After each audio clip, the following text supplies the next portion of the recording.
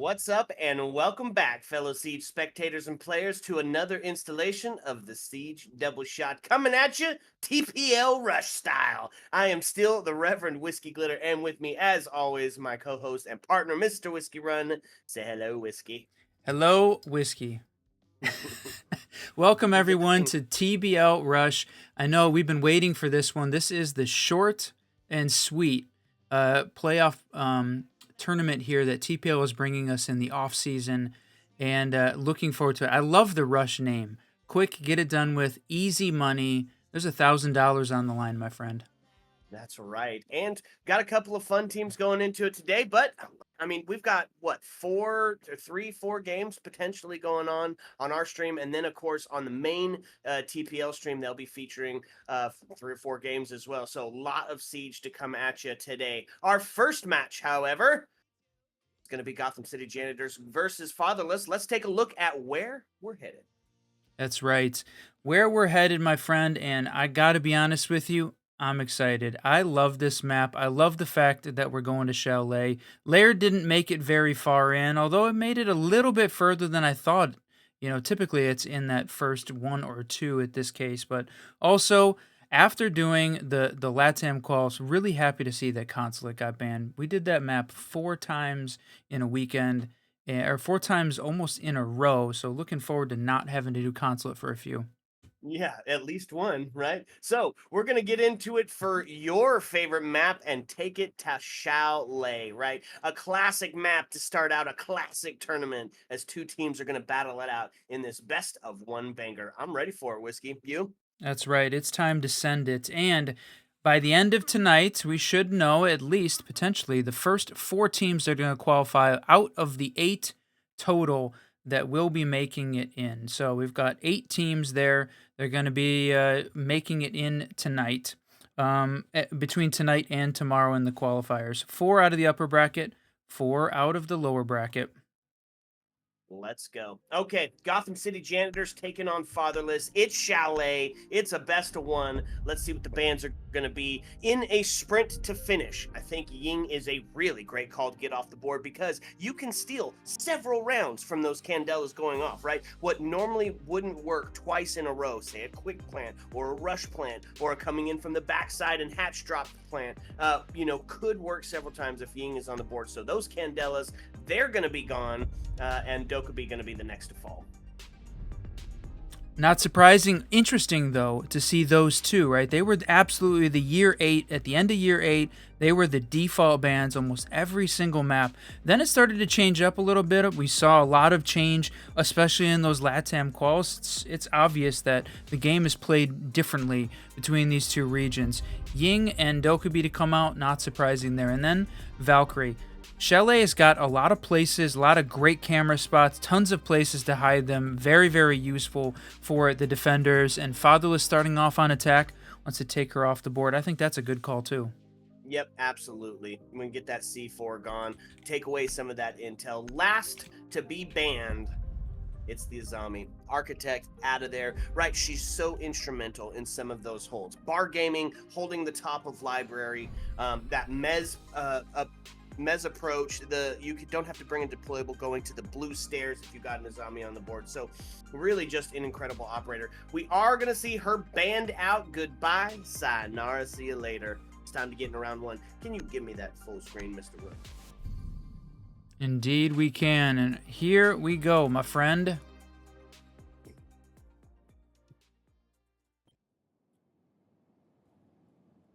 Attackers need to locate there we go. Okay.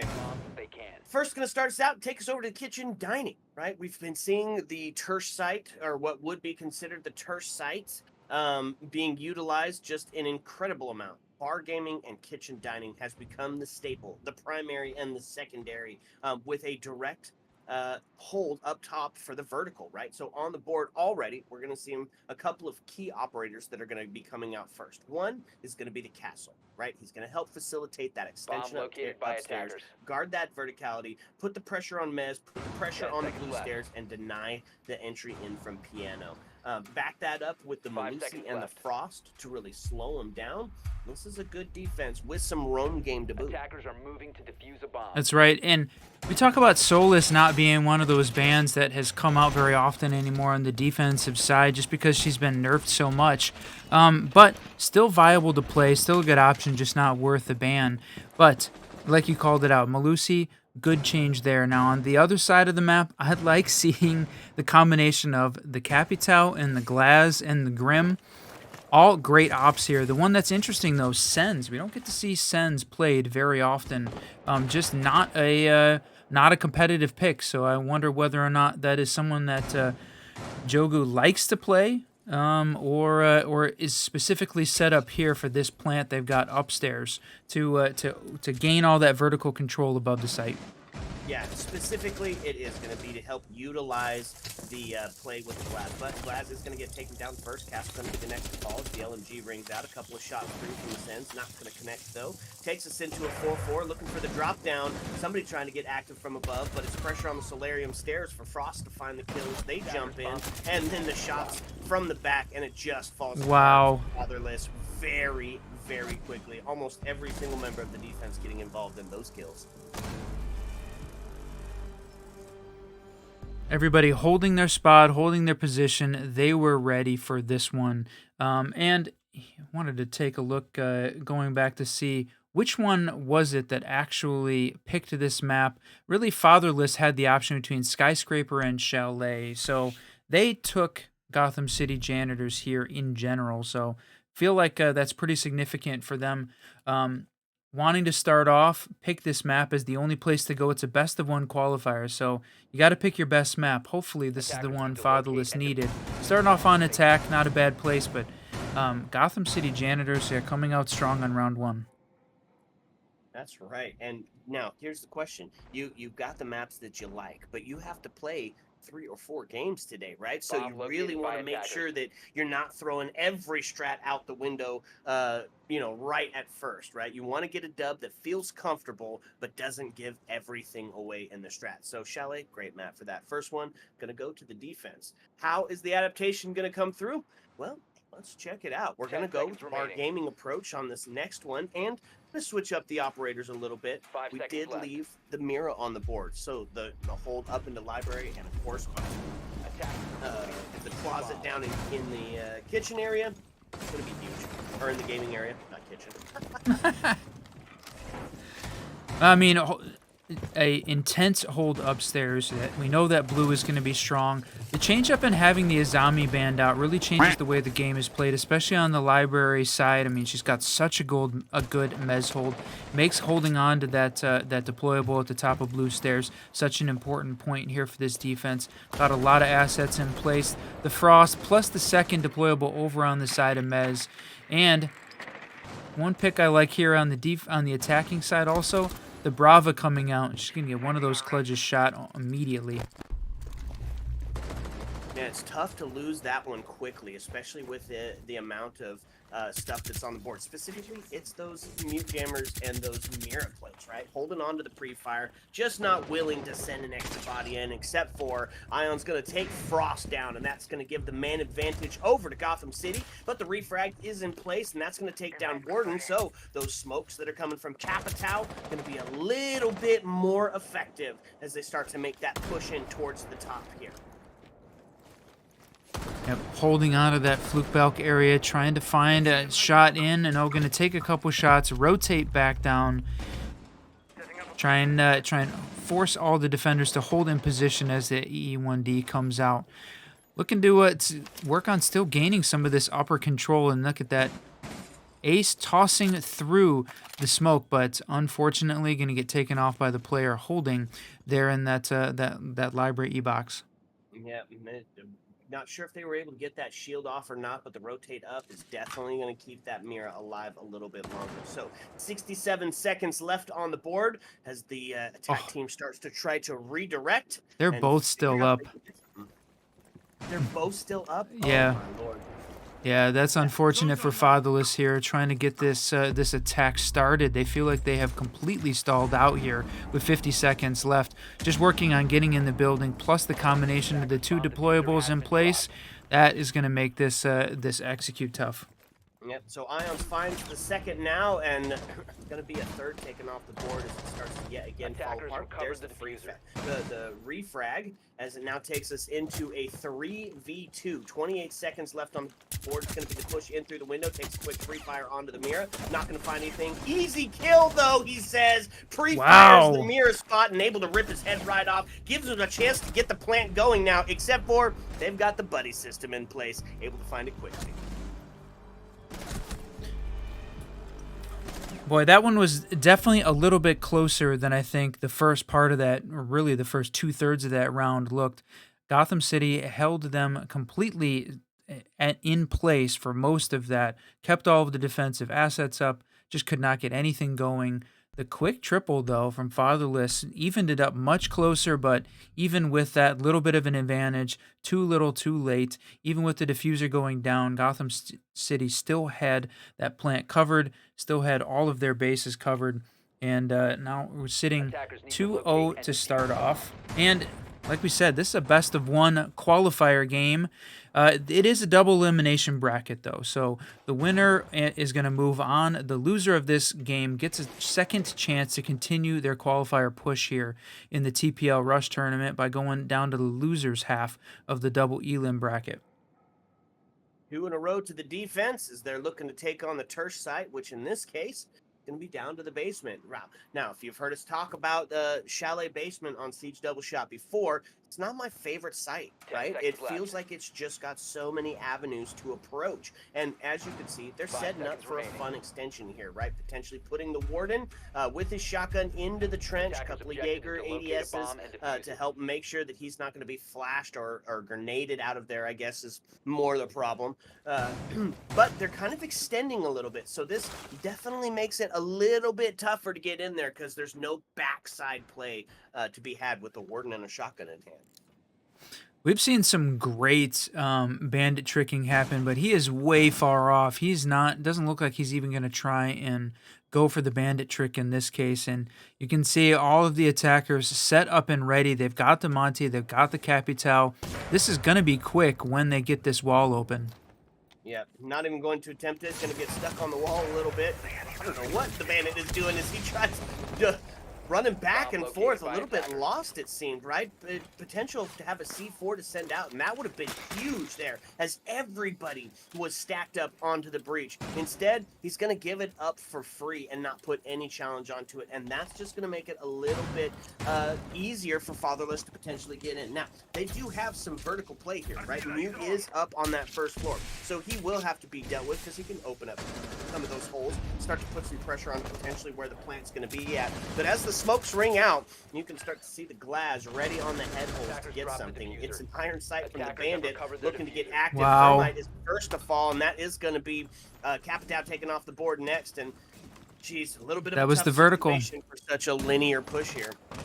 Yep, that was Matumba playing upstairs, taking one of the attackers out. So now they've got to send somebody upstairs, know that they cannot just simply try and make the push in. They had to get him off, and I got him down the stairs. Gonna find one, but so close to getting a second. Jaeger dodging some literal bullets there to keep himself alive. And boy, now you got the push in. Now you got Monty with some real estate and gonna take down the bandit. Yep, gonna find two relatively easy. Now the Warden inside of blue gonna be pressured from the backside of it as the Monty's gonna be able to start moving around. Now, they do have the diffuser in hand, but there's a little bit of damage done onto Monty, not really in a position that they can plant just yet. Cross starting to get set up. He needs to drop this planter, or drop the diffuser so Ash can maybe potentially get it in. There it is. Takes a couple of shots. Able to hold it off just a little bit longer, and that's going to be the plant going down, and that's going to be the plant going down with a Monty, except Wow. for T4 says, good night, sayonara, see you later. It left in a 1v2 as they start to get the diffuse down. Cross should be set up to be able to handle this, and there's the pistol pop. Going to make that body Ions. drop, and they're going to find it easy. Defenders win. Great defensive hold. The combination of the Cade, even with the pistol, but Warden coming in clutch there. Yes, Fatherless. I think they did a good job of redirecting themselves multiple times throughout that round. They had what appeared to be the quick plant setup, the combination, the Capital Glass, Monty push setup outside, worked on getting it in. realized a little bit too late, I think, that the defense had good vertical control over that. But they did a great job of redirecting, trying to find Attackers that need to vertical locate player, and take him out, put some pressure on it, and then to get the plant down. 1 minute into that round, 2 minutes into the round, it looked like attackers have Gotham discovered City the was going to location of a completely bomb. shut it down. Eventually, they did come up winning, but that round, I think, played out a little bit closer than that scoreline of a 3-0 is showing right now. Yeah, absolutely. Well, maybe at least on the last bit of the round. I think the first two were a little bit definitely defensive driven. Early entry kills, great refrags, great positioning, just able to hold. So that's the round rotate done, meaning we're going to see it again. So back to kitchen dining, and they're going 10 to bring seconds to go. much the same, my friend. Hey, yep. I mean, 5 when you've seconds got the remaining. defensive hold set up, it's one thing about Chalet. Almost becoming the new default in NA now that Oregon's out of the map pool, and it almost feels like Club is. I know you talk about it being solved. Chalet is certainly at that point as well. Great defensive hold with the combination of the Frost, the Castle, and I like the Mute as well. If you think that the other team is going to be heavy on the intel side, just a great pick, especially when Flores, I think, is comes along often on the attacking side. That is Fatherless the didn't choose greatest to bring him this time, moment but in my life, this bro. is a good place to start. Yeah, absolutely. Might see that as one of the adaptations when they get to that bar gaming site if they should potentially win this round. But there it is. It's going to be Thermite to find the first kill as Osa. The Osa Thermite is going to take Malusi off the board. Strange statement to say. Does put the body balance for the first time in favor of Fatherless as in the round here as they look to try to capitalize on that first kill, take up a little bit more of that real estate and start to put some pressure on the piano area where the Frost is currently sitting. Does he have some support? Yes, he does. It's the castle still up top. So 2 up, 2 down, or 1 in the on-site and 1 all the way down into the basement. But they're going to take that second floor control, which means they're going to be able to start opening up, putting some pressure towards this back end. Yep, it's going to make Mute playing downstairs and dining. He's going to have to watch himself a little bit more. And oh no, that was a little bit of overconfidence there from Solus and Ions, making the push up the stairs quickly, running and giving away his position. The attackers clearly identified him quickly, cleaned that up. And so now, boy, this 5v2, a minute 12 left, and knocking the nade in as well, going to force the defenders off. This is looking very good for this team. That's right. So C4 going to claim one. Good Wow, man. let's Easy go. call. Just had the foresight to send it up, send him packing. They do get the breach open now. It's the 4v2 starts to ring out. Easy kill onto the half wall there, looking towards the long distance. Going to be the plant off the chassis, and it is Frost all alone, able to find one, drop down, looking towards the second. A pre-fire doesn't amount to anything, except for it does. On pace for the ace now, I believe, as they find themselves in a 1v2. It's a post plant, and you got to take it from a long ways away. Looking for a potential long arm here, but 1 on 45 and 1 on the back stairs is going to just make this last bit of push extremely difficult, except for a triple kill ringing out. Got to go for the quad. Just is there going to be enough time? He's diffusing that vertical to try to get towards it. Oh, look at that! There it is. Nice, opened up. Used the vertical against you. Was able to defend it on the post plant. That was either going to be a hero or a 0 play there, Run. Wow. Great play there by Fatherless.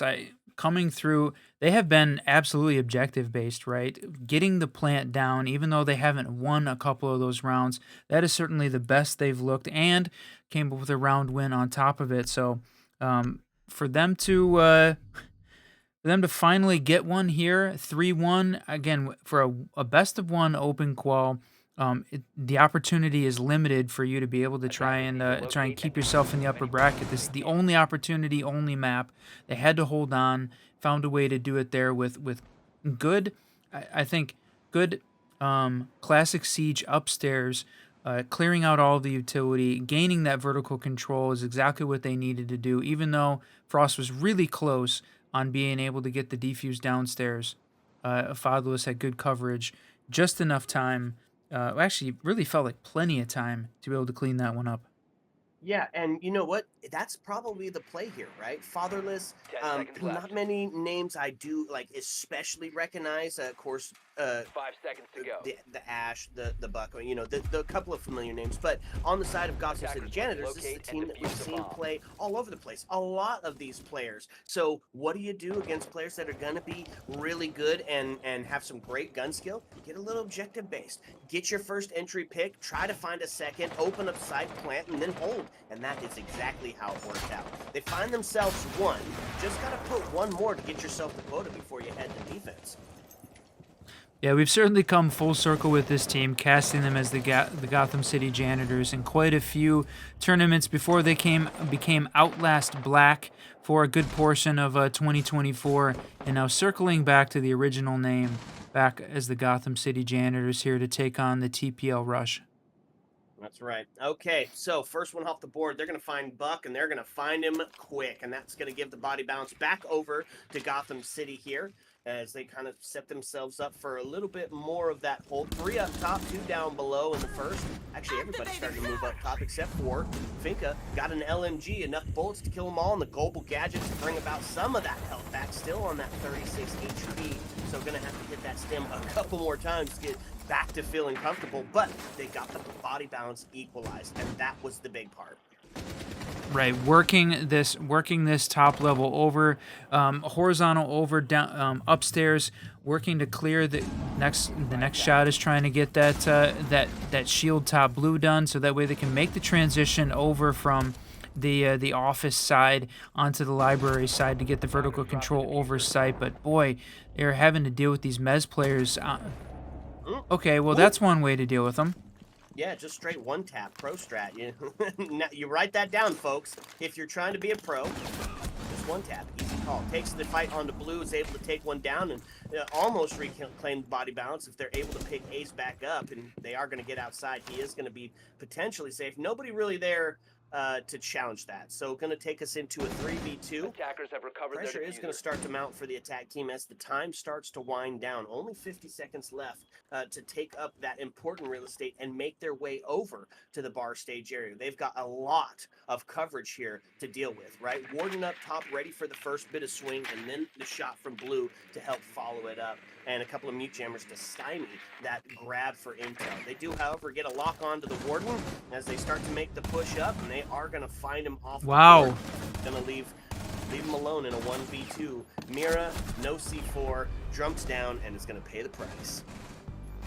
That's right. It was a good pinch move there from the Fatherless team. Take the engagement upstairs with the player on blue, force him to get down and have it covered from down below in that lobby fireplace area. But I gotta say, I love the new nade mechanic. And I know you for sure you've been vocal about hating the fact that you couldn't cook the nades anymore.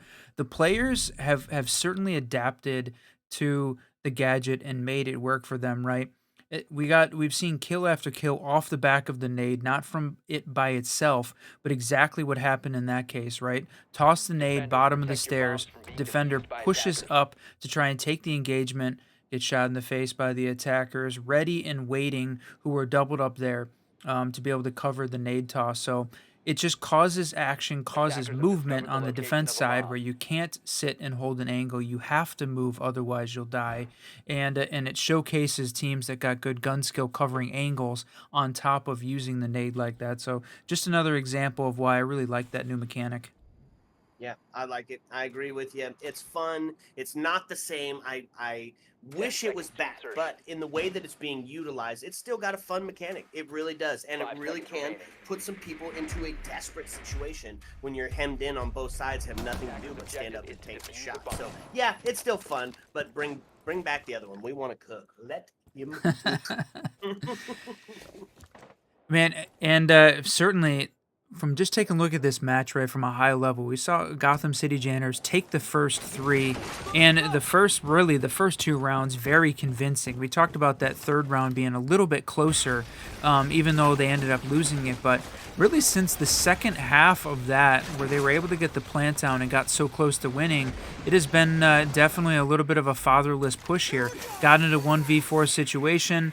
Yeah, I mean, Gotham City had very close to having a great clutch, but they have essentially shut down the Gotham City defense at this point. Fatherless has found a way to answer, and they've had the better adaptation so far. They lost the first rotation on all 3 maps, and now they have won the second trip to all of the sites. And if they can complete this one, the clean sweep on both sides, to me, says that Fatherless is reading and adapting better than the Gotham City Janitors are. Okay. Bold claim we'll see here on the last round, kind of looking like it's edging towards that standard split here, as we're looking Gotham City trying to find their 4th here. Now that's kind of the deal as well, right? If Fatherless gets one more win, they're going to feel real comfortable going in to their defensive half. So starting to actually put some pressure onto the defense here, and they're going to switch it up a little bit, right? We're going to lead a little bit more into that intel. So Mossy going to be on the board, a little bit of that mobile, and bring along the C4 as well. Holding on with the head glitch. Oh, that's going to be the P90 to find one. A second going to ring out as Jaeger's going to take one. Solus finds her life forfeit as now it gets down into a 4v3. Ram taking some real heavy damage. She's reduced to that 31 HP. Just a few bullets to potentially take them out of the game. It's the hold-up that they're looking for. And Mozzie, the one that they're still looking for, and there it is. They're going to be able to find it. The double kill brings out. That's going to equalize on the body balance. The shots down the hallway, not able to find the mark. Puts us on to a 3-3. Another shot as they've got the pinch move going in, but it's going to be it's going to be Warden to find the shot instead. So body balance now sits in favor of Gotham City as there's 35 seconds left, and all they've got to do is hold on just a little bit longer to prevent this. Except for Good, going to find it on a Bronco. One up. Wow, faster. Now puts into a 1v2. Huge situation. It's behind a deployable. Can they push him off of it to be able to retake site? Jesus. Fatherless coming up huge as they end up tying up the scoreline on the half. That feels pretty good going into your defense.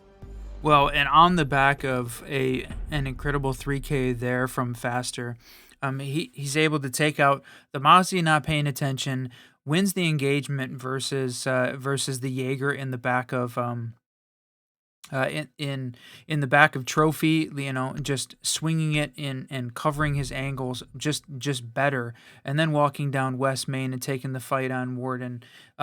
Great play there. So a little bit back on some individual heroics from him, but good setup there from Fatherless to be able to get themselves into a position where you can enable one of your players to take some of those chances, and you sort of had this Fatherless team separated, right? Take some ones, and we talk about it when a team's feeling confident, where it certainly looks like Fatherless is on that upswing, gaining some confidence, winning some of those fights, and they were forcing Gotham City to take individuals, and they're losing those. So we'll see how this one plays out now. We are on the side swap, back to seeing how Gotham City is going to handle their attack and the Fatherless defense of Chalet. Yeah. Yeah, it could be that we see a mid-off here, right? And that they're both going to go 3-3 on the backside and potentially bring us into that OT scenario. But, I don't know, this feels in favor of Fatherless here. So we're going to take it to that hold up on top of the Mez here with the solidification of the mirror walls and a rotate in case they need to get themselves into closet, put pressure on the backside. Ion's going to be the first to get taken down, and that was that all-important Flores that you were talking about, right? You got to use them to get that shield off of Blue, to get rid of some of that extension util, force that mirror up off of it to get rid of some of those frost traps. So a huge entry pick gets taken down. Yeah, they needed that. I mean, you still have the Ash, but she's only got one Ash charge left available to try and take down 2 of those deployables. They don't have, I was just checking, yep, no other explosive gadgets to be able to try and take it down. So at best, they're only going to get 1. That is going to make this push in very tough. Combined with the Doc playing in the library corner, Good holding on to that spot. And there's a couple places where Doc is a great pick. That is certainly one of them, and continues to be over and over a great place to play. Absolutely. So a couple of flashes going in. A self flash going to ring out as 2 members on the highway get taken down, and it's going to be my disc to stop the grenade. So the shield is going to stand. A couple of shots, but he's going to be able to... Oh, he got it! In. Yeah, he got in and found a kill. Now put the pressure on the backside, meaning they're going to be able to pinch out this player on the top of the mez here from the backside. Oh, my Lord. Crossfire is set, and they find it. Now takes us into a 2-2. As actually, there's really a lot of time here for a redirect. Now, they've already dealt with the mirrors, at least down in sight. So getting in and starting to make that plant, make it a little bit easier. I had forgotten that they brought along Striker, so that way I was looking at secondaries. He had the nades as his primary, was able to take down one of the deployables. So great play by him to be able to capitalize on using the extra gadgets there. So, but like you said, Fatherless just needs to be patient at this point. All the pressure on the Gotham City Janitors, who do push down and find one, although it's a trade. Attackers recovered the diffuser. Attackers have dropped the bomb diffuser. Okay, able to capitalize. Hey, we just want to say thank you so much to everybody hanging out with us for the TPL Rush. We got some really good games set up, and this has already turned into one of them. This back and forth does put Fatherless up by 1 whiskey run. So, I mean, not wholly unexpected on the defense. A couple more, and they're going to find themselves on a match point. And you know what? Like you talked about, walking into this game, seeing the Gotham City Janitors go 3-0 to start off with, it has been the next 4 in a row for Fatherless. They absolutely turned it around, adapted, found a way to win against this team, and you know, you said it. Both great teams, a lot of fun to watch. One of the things I love about Quals, sometimes we also may get the opportunity to see some teams that you don't get to see very often that may not be part of the main season, but try and give them an opportunity to get on stream here. So a big thanks to the TPL teams, the TPL admin staff for having us be able to provide some partnered coverage and get more of these qualifier teams on stream. 10 seconds to That's insertion. right. We love it. Showcase everybody. Give everybody a little bit of a chance. 5 seconds to go. Okay, on the side of the defense, going to lean into some area denial, my friend. Goyle going to come out, potentially in hopes that the Monty might be brought out, slow him down. Look at that fire action, of course, is also why we're going to see the Legion. Take away the intel with the mute. And Warden to stop those pesky smokes and flashes. This is not a bad defensive setup, a little bit standard, right? With the Mira on board. Definitely, yep. I like it. I mean, if it ain't broke, don't fix it. Oh, just about drops one down onto his head by opening up the hatch. Not going to be the case. They do get eyes on him, so he knows he's in the closet. He's going to rotate out. So they're going to try to pinch him off in the main lobby. That's going to be the vector to find one. So the IQ is taken off the board. Now puts us into a 5v4. Already some damage done onto the Ash as well. So Gridlock going to get inside and start taking a look as the shield has just taken a ton of real estate into the 45.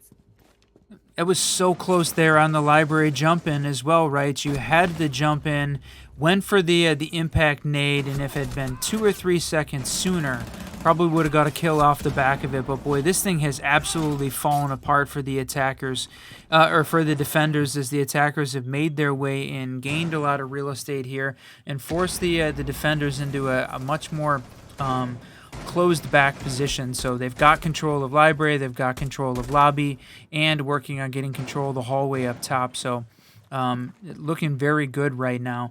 Got to find a way to continue to carry that through, carry that momentum forward, try and find a change up the momentum of the game here, starting with this round.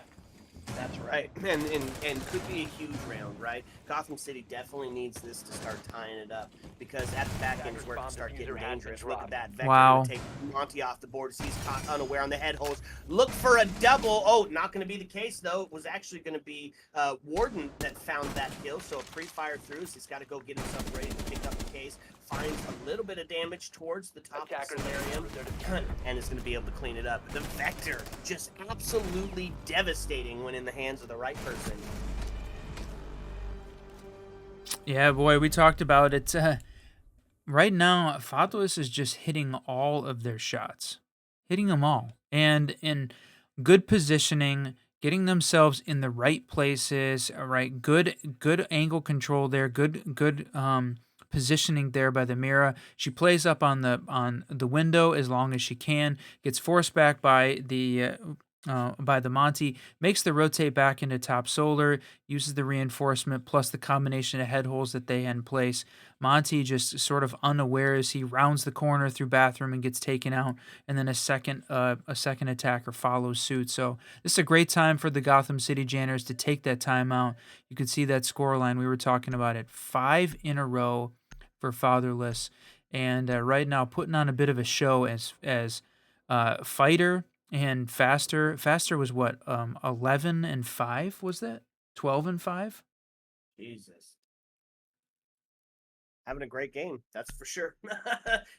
Over that double-digit KD mark, so he's floating a little bit here on Chalet. One away from that coveted match point scenario. What is the win condition? What does that now become? Right, because they were looking so good. Gotham City was looking so good on their first 3, but then have just done 0 since. Just seemed to be getting counter-stratted the entire way or outgunned. Yeah, that combination of the faster fighter combo on in double digits before we even hit the 10th round. Right, we're sitting at just at the conclusion of 8. We had 3 players in double digits. Sense on the other side on Gotham City holding down as well, 12-5-3, having an incredible game. Right now, it feels like hopefully, if you're a Gotham City Janitors fan, that timeout buff is real. We need it to be real at this point to be able to make the push in, get the win on the back of that timeout. But look at this, set up for the Mez spawn peak. Oh, and several spawn peaks. That just shows a level of confidence that Fatherless is feeling right now. And hopefully Gotham City Janitors can find a way to exploit that and try and even this scoreline back up, because Fatherless is 1 away from a match point. Yep, exactly. Okay, so we've got some devastation from the DMRs. Going to be on the side of the defense in the Aruni. I like the adaptation. Get a little bit more distance here, and they're looking for it, right? What did the spawn peaks opened up everywhere do? Even though it didn't amount a kill, right? Even though they didn't get anything out of it, they put a ton of ghost pressure all around the map. So these are definitely areas that are gonna have to be looked at least with the drone, holding the angle, waiting for the run out, for the potential that it might come. So maybe it didn't get a kill, but it definitely slowed it down, and that's huge, right? Being able to set the pace and dictate the pace inside the round. Interesting that this is the first time we're seeing the 2F site. That felt like one of the most important, the primary site for Chalet for a really long time. Year 7, year 8 sort of carried that in. It wasn't until sort of that latter half of year 8 that we've really seen the switch to the first floor meta, specifically on Chalet. But part of it is the vertical play, the vertical control. Was that down 2 floors as well, all the way to the basement? I think that was. Lord. Now, they are able to stem the flow, right? Legion gets taken off the board, so a little bit closer and equalizing here. But as the bees go out, pressure starts to mount. Takes a shot down the solarium. It's going to be a shotgun to find it. Does get answered back. So now we're in a 3v2. The ping's just going crazy. The jump down, looking for a shoddy play. Going to find it as the triple kill comes out. There it is. It's for the ace, my friend. Just needs 2 more to get that done. 24 HP, though, definitely in a little bit of a tough position. I don't know if we said the win conditions on the Gotham City Janitor side was taking down the faster fighter combo. They got 1, still have to deal with the Warden, but being a little bit low on health. She still got 1 more Kludge drone. They still have a minute, still time to be able to take down some more of this this utility if they wanted to play a little bit slower, but they're pushing right up in, and those proximity alarms giving away their position. They're looking for it. They're looking inside of the closet, but it's going to be 1 taken off the head holes, and then the closet plate come out. Yeah, completely unaware that he was sitting there waiting for it. Gets a little bit of the drop shot, peeks out, finds the kill, and that is a tough situation for the attacking team, right? Because now we're on that match point, and there isn't a second map, at least against Fatherless, here inside of this first set of bracket play. That's right. The loser going down to the loser's bracket, aptly named, to try and find their way in this double elimination, maybe find one of those spots. Like we said, there is 8 teams that are going to qualify. That goes into a GSL main round here to find out who is going to be the winner. First place taking home $750. Second, $250. $1,000 prize pool for just a a quick tournament. I love the name TPL Rush. And rush they did 6 in a row to find themselves in a match point scenario. Really great performance by Fatherless as they just proved that they are able to out adapt the Gotham City Janitors, right? Saw what they were bringing on the first 3 rounds and then were completely able to bring it back. Huge for Fatherless. And now they just 10 need one seconds more. We left. got to see Gotham City be perfect for 3 to take this into overtime and 5 seconds left. give themselves one final chance to potentially stay up here Attacker's in the upper objective is to bracket. defuse a bomb. On the side of the defense, though, they're going to be slow and steady. We've got the mirror out, Goyo, Frost, Jaeger to stop anything from coming in, especially that push towards that top of library, that corner, which can be so devastating. This is going to be a fun defense to try to get past, Mr. Run. This is the opportunity, right? Gotham City, they won those first 3, and then Fatherless adapted. Now we've seen the first 3 on their defense. Time for Gotham City to adapt, take those next 3, send us into OT. Otherwise, going to be one and done pretty quick for these two teams. But got to deal with the library hold, got it in place. But no, the run out! Is he going to get 2? Huge. Somebody No clip that way. chat. That was absolutely devastating. Got some damage done to the Goyo, but it was such a good play. Finds the kill right as the Capital bolt is going out, causing him to burn himself alive. Huge play by the Goyo. He's able to make it back inside, and now the No body bounce way. in a big way sits in the hands of Fatherless with a minute and 48. Now, there's still time to redirect, right? But there is a lot of gadgetry that is not going to be dealt with because the Flores is off the board and the Capital. So library corner going to stay. All of those critical push points going to be able to be held. Yeah, Temper not having the game that he wanted, Matumba not having the game that he wanted, Sense trying to carry this team, but in that crazy little scenario that we saw in Library, he goes down as well, and it is now all up to Ions in a 1v5 clutch scenario to hold on to Game 1 of the TPL Rush Qualifier. Okay, so is able to find one. He brings it, brings the body balance a little bit closer. Okay, But let's go. I mean, that's a good start, Yes. right? If he's the only one alive, he's on pace for the ace right now. Yes. No. No, and that's going to be it. Drops down, heard the sound, the shots from Blue, takes him down. I wanted to see a little bit more Siege, but holy cow, 7-3 victory for Fatherless. Wow. And not only 7-3, but 7 in a row for this team to take that down. It was a good start for Gotham City Janitors for sure. Great start. Yep. Just not quite enough to get it done. So that's going to be game 1 over and done. We're going to see what we've got coming up next for you. We're going to cover at least a couple of them. So sit back, relax, because when we come back, we're bringing you another map. Heyo. Let's go.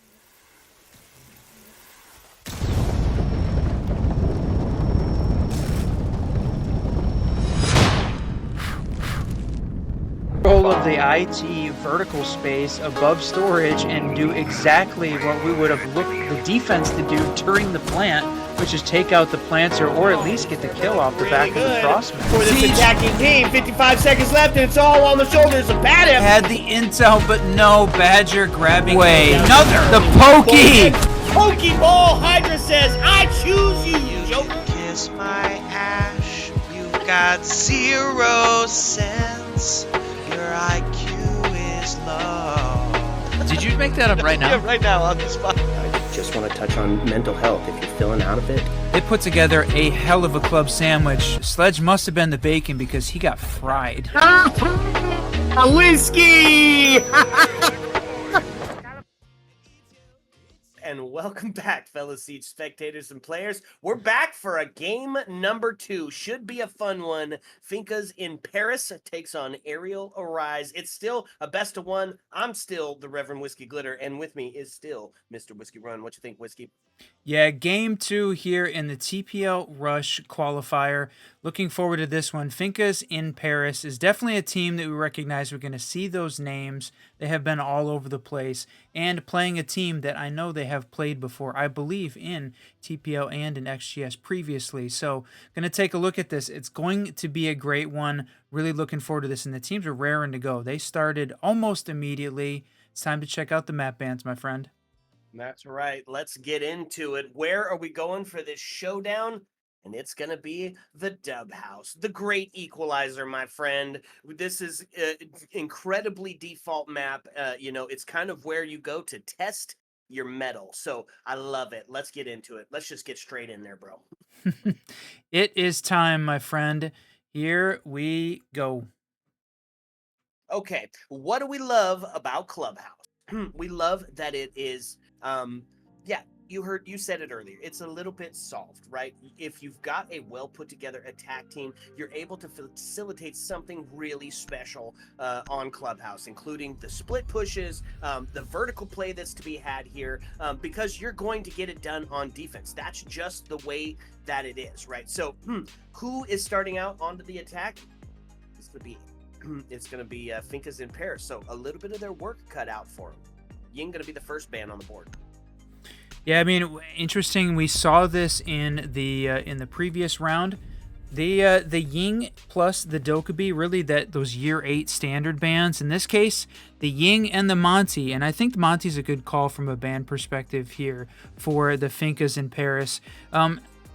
Aerial Arise has been known to play a great Monty for sure on Clubhouse as well. Yeah, absolutely. So Ying and Monty both gone easy calls. A zombie to follow next. I mean, the only,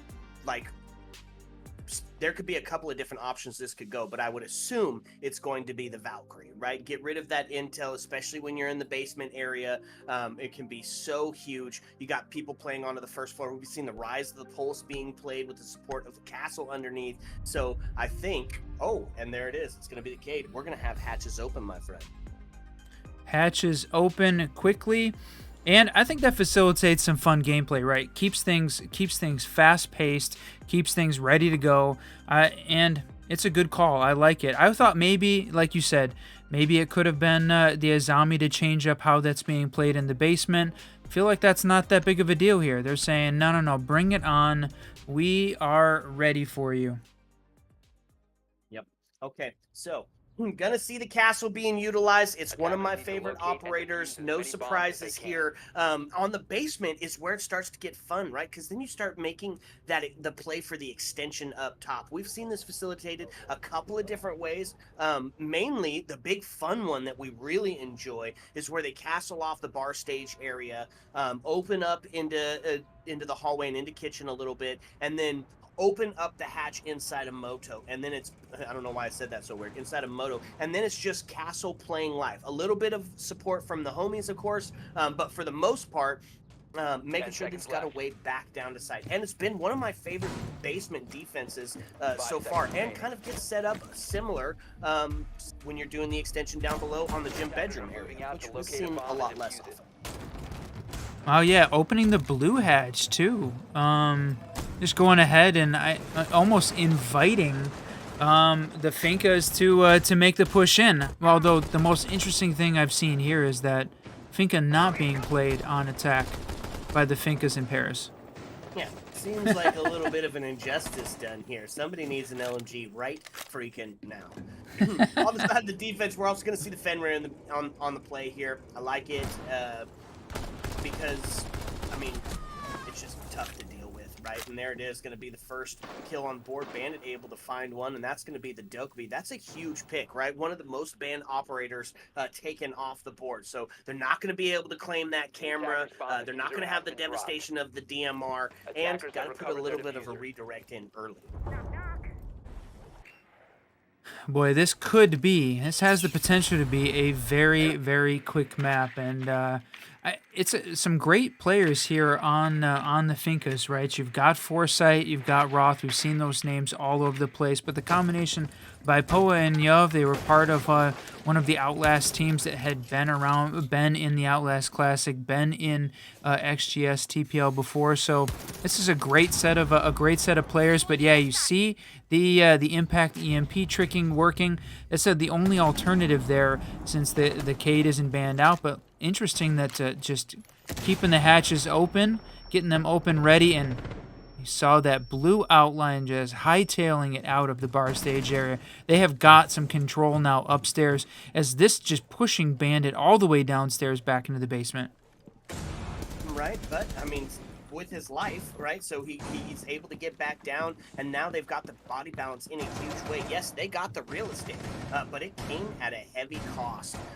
And really, outside of like the soft breach, is not really a way to open up that floor and put some pressure on from above in that kitchen area with the ram being taken down. So sitting at the bottom of the main staircase is going to get the camera off the board as they're kind of sitting and in a hold pattern, hoping that somebody's going to cross and they're going to be able to find a kill and start to equalize this main cap.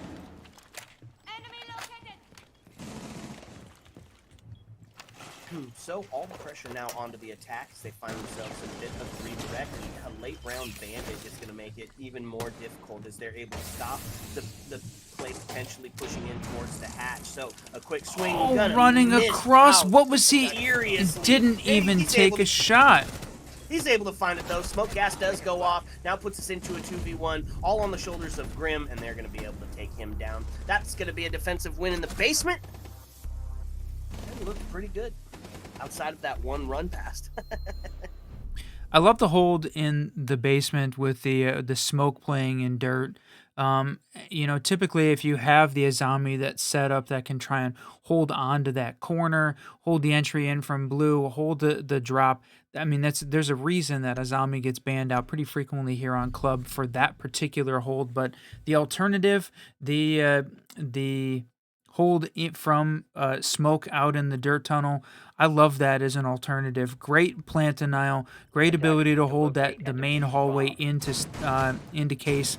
It's a great hold. So now going to see them take upstairs though. Get set up with interestingly, I know you called out Valk as one of the options here for getting banned. She's got a lot of potential here on Club. A lot of great places to get those cams in place. And you give Ariel Arise a little bit too much intel, going to make it really difficult for you as the attacking team to push in. But on the alternative, I think the Azami was a better call. So you've got to deal with the Valk. So maybe the IQ, you see that made that switch on Yub, switching off there in the 6 pick. Yeah, gonna really lean into the hard breach, right? A little bit of that open sesame strat as we're gonna see Ace, Thermite, and Havana on the board. Huge. I think that's going to really help facilitate exactly what we just watched when that mute was running across the door, right? They're going to try to look to catch somebody off guard, rotating back to site. And they do have somebody down below, right? Valkyrie's down there with C4 to potentially stop the plant or put some chaos into the realm as they start to make a push in from the main breach area. So IQ on the board helps us out some of those gadgets, specifically those Valk cams. We'll see if they're able to capitalize on it. They're going to take some extra time and get some drones in here before they start making that initial push. And that, of course, I think is the right call.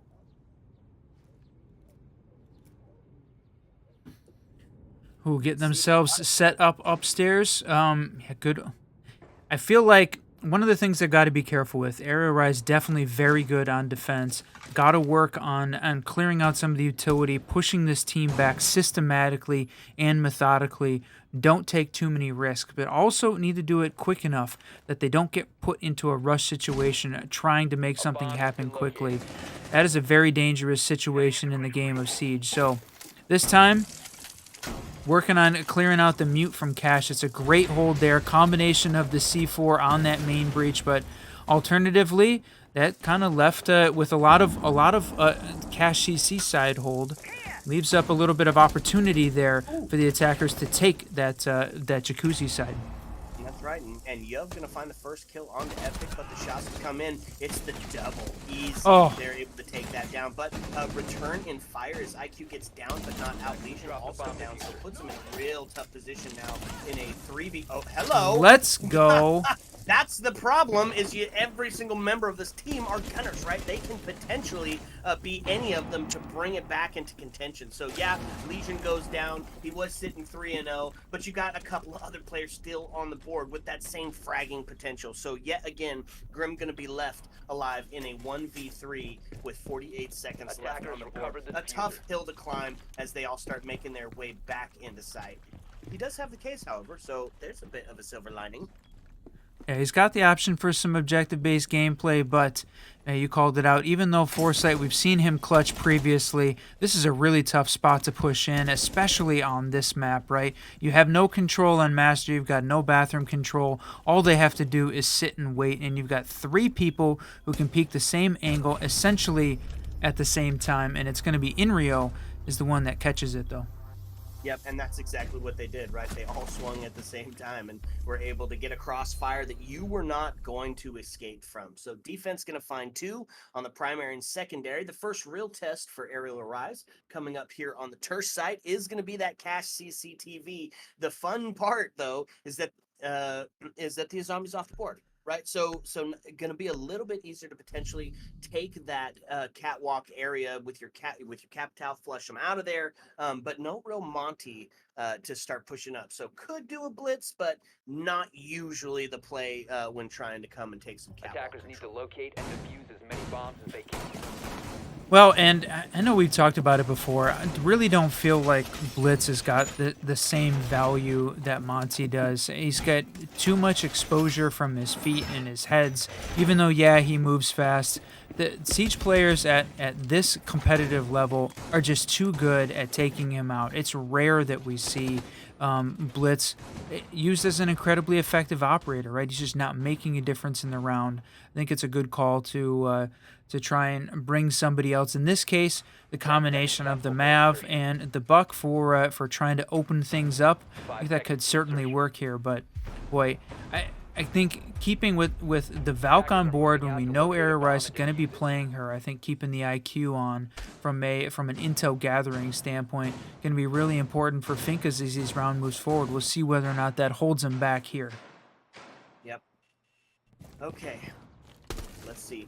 What do we got here? What's going to be the play? A couple of shots already in the kitchen. They're going to have to deal with that extension down below for the Cash CCTV as the castle's brought back. Unfortunate for Roth. Kiru there. He knows that is going to be the play in to start to push that player off the catwalk. So he just sits and waits. They open it up. He finds himself a free kill. And that's going to be the vertical off the board, right? Huge pick getting the buck. That means some of those players up that are going to be sitting on the corner, they're going to be holding close on the Cash side onto the rotator, onto the head holes, are going to be able to remain there. They're not going to be able to be pushed out from that vertical underneath. Here to find himself a second now. Just puts himself on pace for the ace. Just kind of being an absolute menace currently as the castle. He's holding down the vertical, and there's just 0 that they've been able to do to stop it. It's something that we've seen in the Blast Open qualifiers and in the Element qualifiers before, is that when it's an open qualifier or even, an inexpensive qualifier, the TPL was $35 for the teams to be able to play, you can get matched. It's not skill-based matchmaking.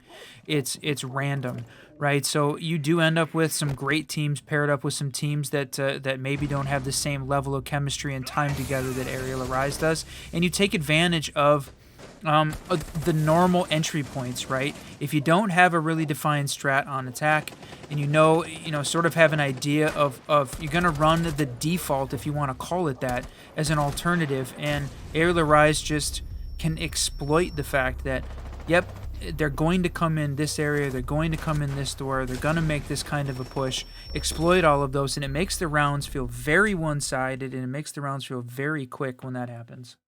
Yeah, absolutely. And that's a quick 3-0. That's the best way to describe it. All of a sudden, we're 3 rounds deep and we find Aerial Rise up in the score line. Now, we just watched this on match 1. Is it going to have the same effect? Are we going to see that same counter strat? I don't know, man. That's the problem here is they're good players on both sides, but Aerial Rise has been this team that has been together for a Defenders, really long time, protect your right? So bombs their from being coordination, defused their by attackers. communication, their camaraderie, their ability to swing off the refrag and know exactly where. Shut up. No way. What? Is it a bar stage, Attackers bro? have located a bomb. It is. Yeah, buddy.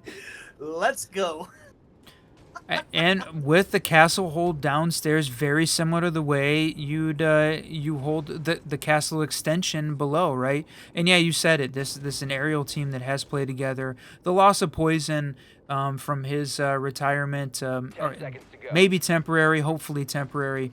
It changes up this a little bit, but it's a 5 team that seconds has left got before insertion. plays very well together, has a set of defined strats, Attackers are and heading even out for to bar the bomb. stage, right? I think they had some things set up.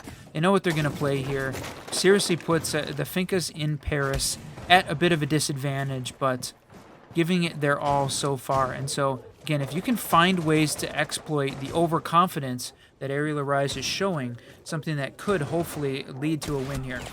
Oh, 2 people on drones, but they both go into the same area as they take the top of secret is going to find a kill onto the thermite, and that's a big one, right? That means some of those hard walls are going to stay closed, and the hatches, because I don't think, there's no can openers on the board. Here we're going to find another one, as now we put ourselves into a 5v3. Still, some damage done on the IQ, but able to stem the flow of bleeding as they're able to finally take the hero down and stop his reign of terror that was down below.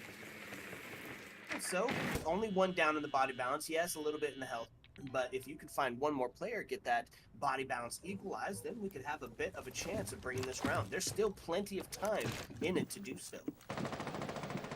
That's right, and you're only down 1 at this point. Like you said, 2/3 of the round, still half the round is still alive and well here for this team. Now, they still have from the Maestro cams, they have them all cleared off. No, I think they still have some of them up, but they had a little bit of added extra intel. We talked about that being really important here for this aerial team. Wow. Plus the Valks, tons of intel. Soul is down. So that's a huge bit of plays here, is now they find themselves up in the man advantage and looking to potentially claim their first round as the bar stage curse might continue on. It's not very often that we've seen a defense win this one, even if the play was a bit of a troll play. So it is still 3-2, and we have the Maestro on board, so plenty of bullets to be able to kill every single member without having to put yourself back on a reload scenario. A couple of free fires, not going to amount to anything. Some from the other side as well, so they've got the intel. They're sitting in the hallway, just need to help facilitate that kill. Still got a C4 on board as well, in the hands of the bandit. Yeah, that's right. Got to watch out for the explosives.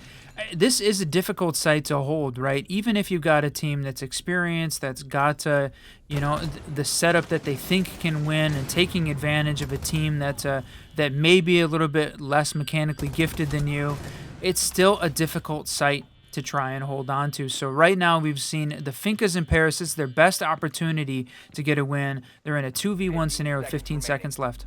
That's right, so time starts to tick down, and that's going to be the plan. It's a low health ace. They're looking for him as they hear the plant starting to go down. It's going to have to be a full rotate, which means this is going to be a post-plant scenario. Bandit, he still has the C4 in hand. How he's going to bring himself back on the rotate, or excuse me, on the retake. Quick look. Going to survive that gameplay, but now they know where he's at. So starts to make the push up, looking for that first kill. got to have 7 seconds on the board to do so, and they're going to be able to find that kill. Yuv using that DMR to take the head off Brios and find themselves their first win. Yep, great intel, great communication there from the team. You saw the yellow ping come out as he made his last push in, and Ariel. It's one of the things that we talked about. If Finkas and Paris can find a way to exploit a little bit of the overconfidence that I think they're absolutely showing, right? Taking some spawn peaks, taking some of those, I think, quick peaks, maybe a little bit, taking some risks, but winning the fights, winning the ones, that's exactly what they expect to be happening. If Finkas and Paris can find a way to exploit that, you might be able to find more than one round win here, hopefully, but 3-1 victory, or 3-1 side so far as we head into round 5. Now we're going back downstairs to the basement, which Ariel run pretty handily on that first round. Yep, they did. So a little bit of a troll play potentially on the bar stage pick, but it was fun. I liked it. I'd even like to see it again with a little bit of adaptations. Are going to see the Boss G come out, which you find us of two minds, right? We love the early kills of the Boss G, like getting an entry pick, getting an opening pick, excuse me, with the Boss G can really start to set the mental, right? But it can be a little bit difficult as you get towards that back end, especially if you find yourself like Bandit did in a 1v2 or a 1v3. In a 1vx scenario, it's just a little bit tougher to utilize. So they are going to bring it out here, looking to get active just a bit early. We'll see if Aerial Rise is going to be able to capitalize off some Boss G play. And it's fairly standard on the side of the attack here. Is he waiting under the window? Cute. That's my move. You don't normally see that in competitive play again. A little bit overconfidence or just straight confidence at this point because they are still up. We can't call it over yet at this point, but I like the bringing out the Dokubi. I was just gonna call her name out for the roam, right? Combination of taking down Snake and the Boss G. That's huge. Plus getting to hack all of the cams this early. 2 minutes into the round, or 2 minutes left in the round, they've got all of the defender cams at this point. That is certainly going to make this much more difficult for Aerial Rise to try and hold on and gain some intel on this team. May end up even shooting some of their cams to try and hide their current locations. Yeah, but everybody has moved back down, so put themselves into a classic bunker strat, rely on your gameplay. You know where the execute is potentially going to be coming from, so there's only a couple places it can. We're going to see Kiru find that first kill on Bless, and then a second as the C4 rings out, looking for a third, almost finds it onto the rotate there.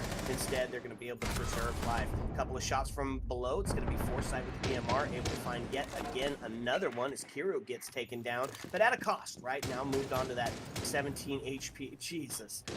How many times have we seen them run past that door and almost potentially catch a bullet for it? It's gonna happen at some point here. A bunch of times. Yeah.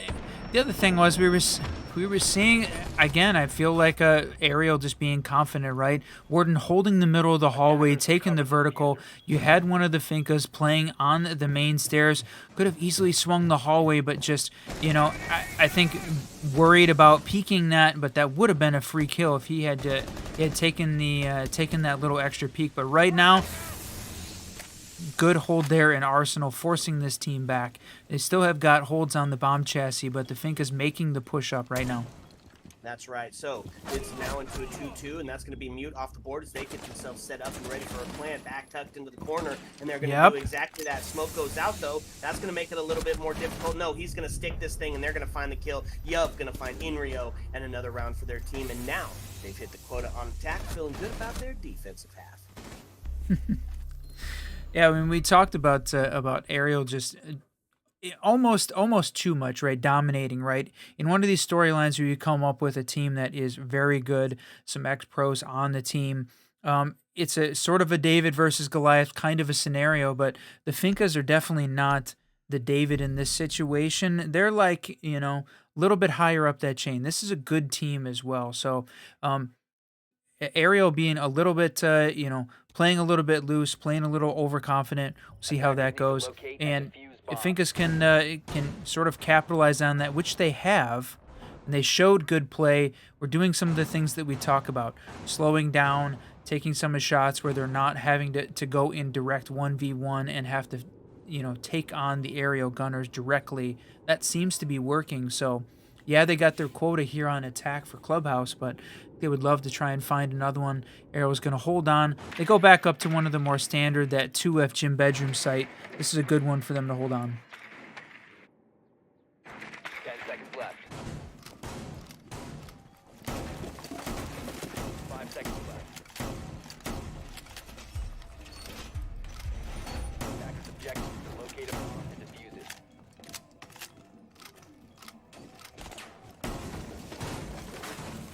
And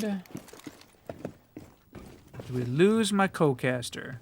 Oh, nope, I'm here. That was tough.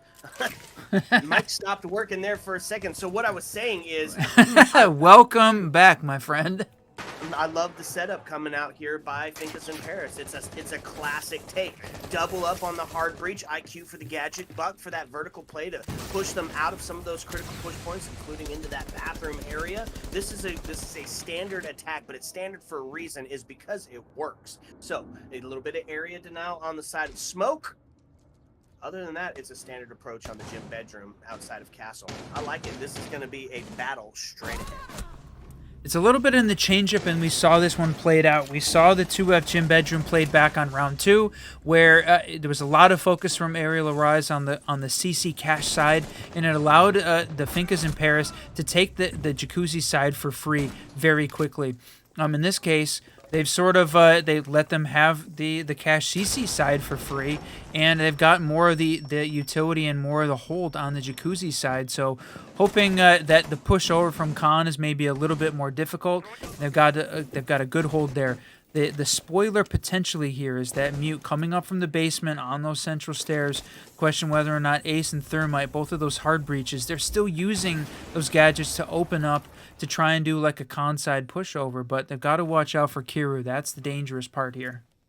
Yeah, well, I mean, the dangerous part is there's Bomb still located by 4 attackers. members of Aerial Arise alive, and all you're left with is the support ops inside of the Ace and the Thermite, sans the Ace. So now all going to rest on the shoulder for Thermite, who's just got to be perfect on the push in. Now everything's opened up, but there's not going to be much you can do as your location gets given away, and it's just a full frontal push to find that last member. That's exactly what they do.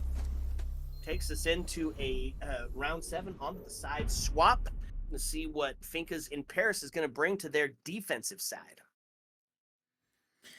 Yep, that 4-2 half, good hold there, and I think the changeup that we saw from Aerial there, completely changing the way that they held the site, adapted, and at least played it completely differently from the defensive hold perspective. And I don't know whether or not that caught the Finkas off guard, but I think maybe recognizing a weakness in the way that they were trying to push. They didn't really focus on the Jacuzzi side, put more assets over on that cash CC side, and forced them to fight a little bit harder, took advantage of it. Now we're going to see how is Finkas going to handle their defense of Clubhouse. Going to start off in the basement, and one change, I don't think we saw Mira played very often by this Aerial team on any of the sites, did we?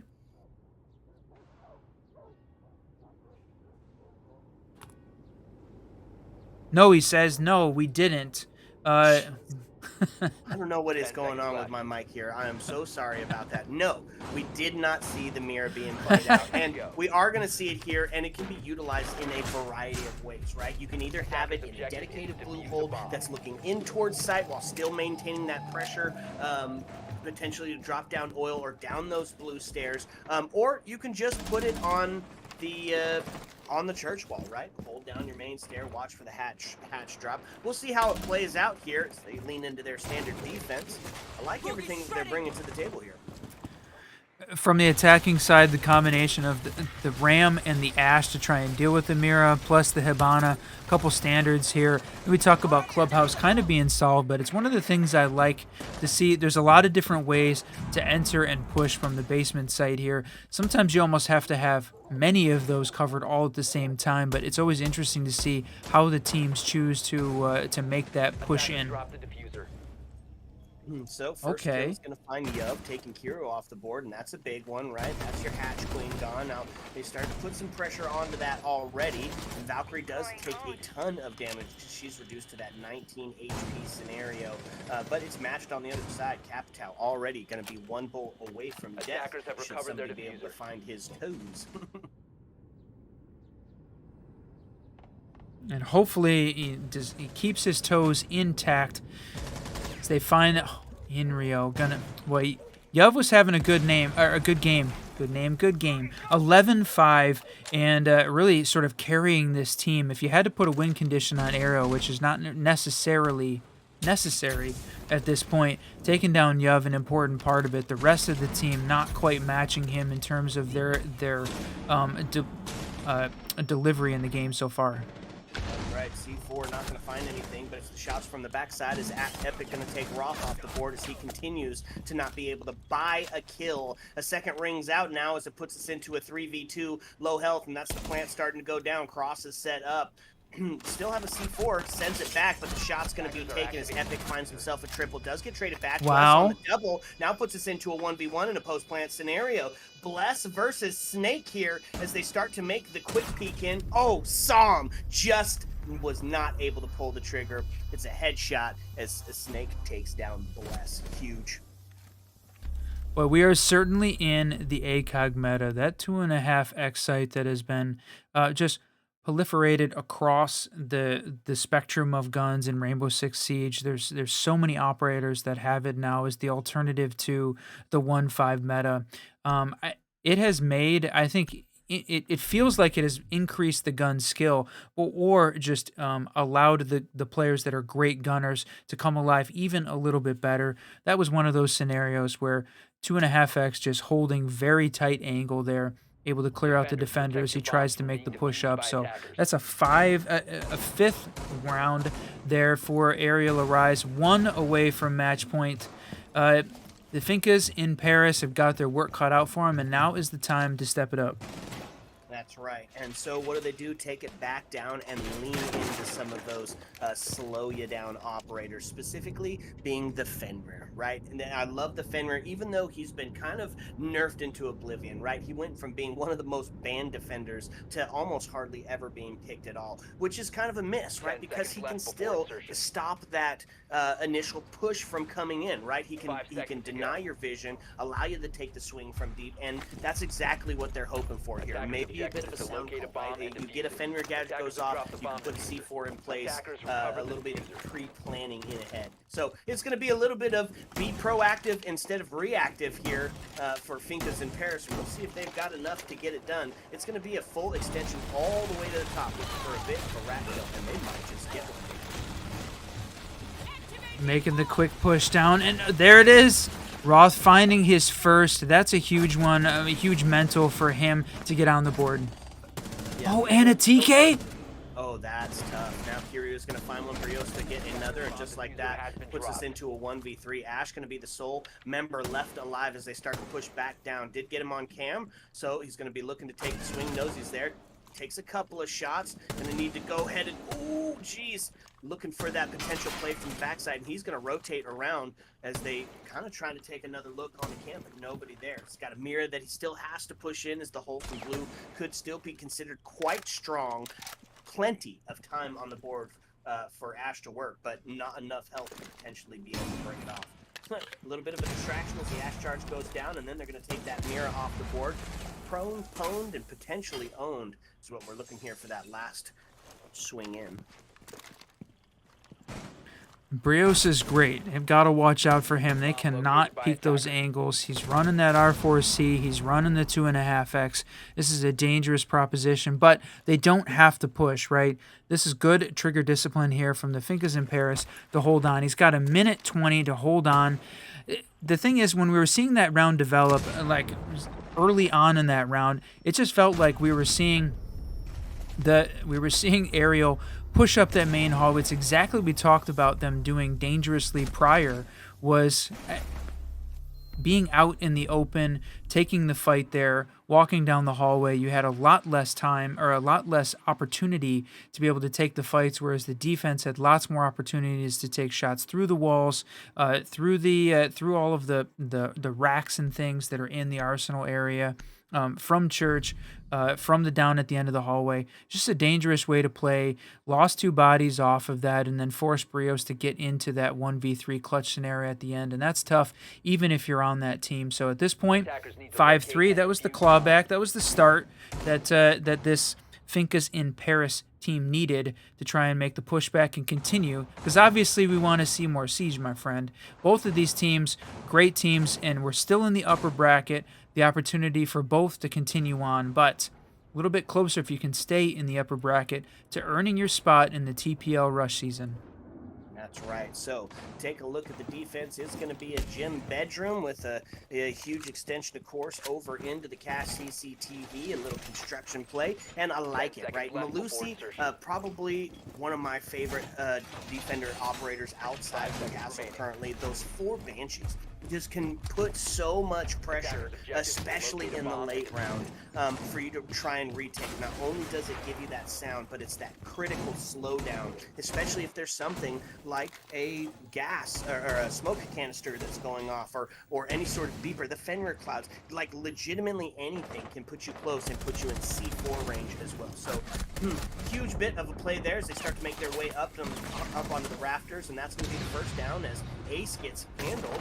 He's still alive, but it's going to be a tough play to potentially bring him back, because they did open up that main breach. So you are going to be able to get somebody in there if they work quickly, because he's at half. He's almost about to be gone. You saw all of those orange outlines. You saw everything piled up around the that CC side to start with. They were ready for this aerial push from that side. You know, stopped it dead in its tracks. At least slowed it down, we'll say. They're still alive. You still got 4 players on their side, so it's a 5v4 at this point. Still plenty of opportunity and utility here from the attackers, but Fincas in Paris have read that, and they have made the rotate back into sight. Got everybody there holding on to some of those standard positions, and the only problem is they've got to watch out and, again, not go and take some of those 1v1 gunfights. Got to try and wait, hold the right kind of angles, and not get into those direct conflicts with this team. Hopefully take out some of the utility clear as it comes out here. You got the Flores if they can catch some of those drones, but it's going to do some damage there as they walk in with the drones and clear out utility. That's right, and they've done a great job at clearing out the utility, and we still have a hard breach alive, right? So Thermite still has a charge in hand to be able potentially open up that wall, but they're still tricking, right? Bandit doing a great job at making sure that they're not able to get it just yet, but it is no more Bandit charges on the wall. He's got one in hand to potentially be able to stop the flow, but with the pressure on from the highway window, going to make that really just almost an undoable thing. So Thermite potentially going to be able to get this wall open for free, and that's exactly what he 2 looks towards that highway window as he starts to open it up, and that's exactly what he does. Now able to put some pressure on, but look at that. Flawless round for the Fincas in Paris as they all start to collapse onto the side. Huge. Wow. Yeah, good hold, not peaking overly aggressively, not taking the fights unless they absolutely needed to, waiting for the right opportunity. Fincas in Paris, that is 2 in a row, looking very good at this point, to at least try and hold off, right? When we were talking 5-2, 1 round away from match point for Ariel, this is a very different kind of a scenario. They have stepped up to the plate. We've seen all of the members start to contribute. Like we said, Roth finally getting his first, not relying all on Yuv to try and carry the team. And they're sort of coalescing at this point. See if they can try and hold on as they make the change up here into that 2F CC and cash. So that's the only downside, is this site is definitely not as favored anymore. So we'll see how they do the setup. They're going to have the castle extension down below, so you're going to be focused upstairs. Oh, geez. Okay. Okay. My heart. Whiskey. The chat is just absolutely popping off. We just want to say thank you guys so much, not only for helping us be around for the siege and in our push 10 seconds towards left Twitch before partner, insertion. but for the subs, the follows, the gifted subs, it 5 just seconds means the absolute world to us that we are allowed to bring you this game in Attackers such are a moving out fun to way. locate So a bomb thank and you so defuse much it. to everybody hanging out. We just we can't thank you from the bottom enough from the bottom of our hearts. Indeed. Really appreciate the opportunity that that TPL has given us as well to be able to bring partnered coverage of more of the qualifier games. We love being able to get your team on stream. I know we get so many messages every single day asking for casts, and we absolutely try and get as many as we possibly can. So if you're interested, definitely hit us up, Twitter and Discord. We're happy to try and work you guys into the schedule. Much appreciated. And a couple more games here if you're playing in TPL and waiting for your next round. Get ready. We're going to find out who's next. But first, 2 minutes left. Going to see Ariel get themselves a match point or Finkas and Paris tying it up. What a round to do it on, round 10. Absolutely, right? And this will be the test here for Finkas and Paris, right? This is the turf side because it is incredibly solved, right? And now Yuv going to find Kiro off the board. That's going to be huge as the intel now is going to be a left kind of wanting, right? They're going to have a little bit tougher of figuring exactly where they're at in those critical push points outside of some good drone work. So body balance does shift in the favor of Finkas here as they start to hold on for this last minute and 38, and they've got quite the setup to do so. This is going to be a tough push in for Aerial Rise, even if they've got good gun skill, right? Now that's going to be Inrio to take Bless off the board. And that's the castle down, and that means all of that first floor presence is now accounted for, taken, and gone. Going to get those Wamai discs out and start to put some pressure on as the Captal going to force this Wamai off that catwalk. He's still got a couple. Then some flashes up. That's going to be some huge ones. And that's going to be fire coming out. You can see He his survived? light raining. He's been pushed down to the bottom part of the stairs. Nowhere to run, nowhere to hide. But that's going to be Yuv to take Epic off the board in the refrag, right? The return fire, able to find one. Now puts us in 3-3.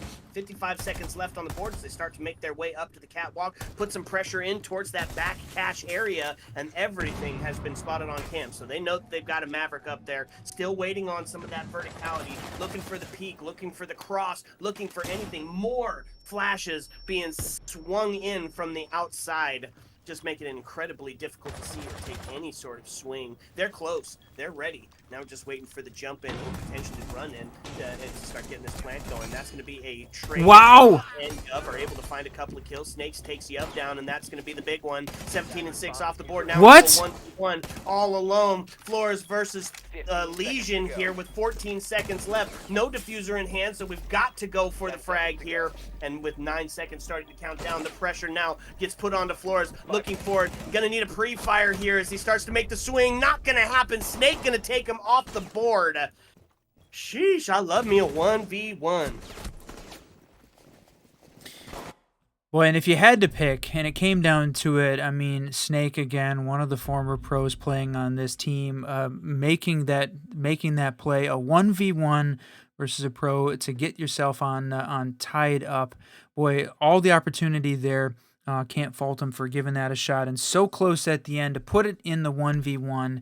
We saw Ariel gain a lot of control there, in a flurry of action to get to that point. But coming down to the 1v1, you love to see that happen. You love seeing players, just when you get yourself in that position, it's all down to skill, not only gun skill, but how you handle yourself. And I love seeing everybody get the opportunity to take that. Speaking of opportunities, it is the last one, my friend. Match point for Aerial Arise. The Finkas have got one more chance to try and find a win here on the basement defense and clubhouse to hold on, get closer to that overtime to keep their upper bracket qualifier hopes alive. Otherwise, they will join several of the other teams in the lower bracket to try and fight their way through and find a spot in the TPL Rush qualifier. Seconds to go. Okay. Here we go. 5 seconds Win left. conditions. Boy, there's a lot of them, right? If you're on the side of Finkas and to locate Paris, a bomb you and obviously defuse it. have to compete some really great gun skill on the side of the Aerial Rise, right? Every single member putting the work in as far as kills go. 7, 9, 9, 6, and 7. So everybody kind of close range. Speaking of that, speaking to that time together and consistency as a team, right? That refrag potential. We're definitely going to need to see a little bit more out of Broth to kind of get up, but we just can't have all the pressure being put onto Yov, who is having an exceptional game. 17 and 6. My man is almost at that 3 KD mark right now. Crazy.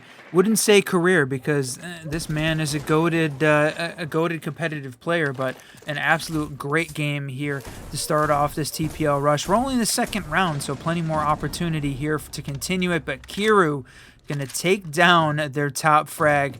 Boy, like we talked about, if you had to pick a win condition, that is it. Not that Ariel needs one, but early to go down. The rest of this team has got to come together, use the rest of that intel, and try and slow this team down. I love the Malusi for that. And there, Vipoa, let's go, taking down the gunner of Snake.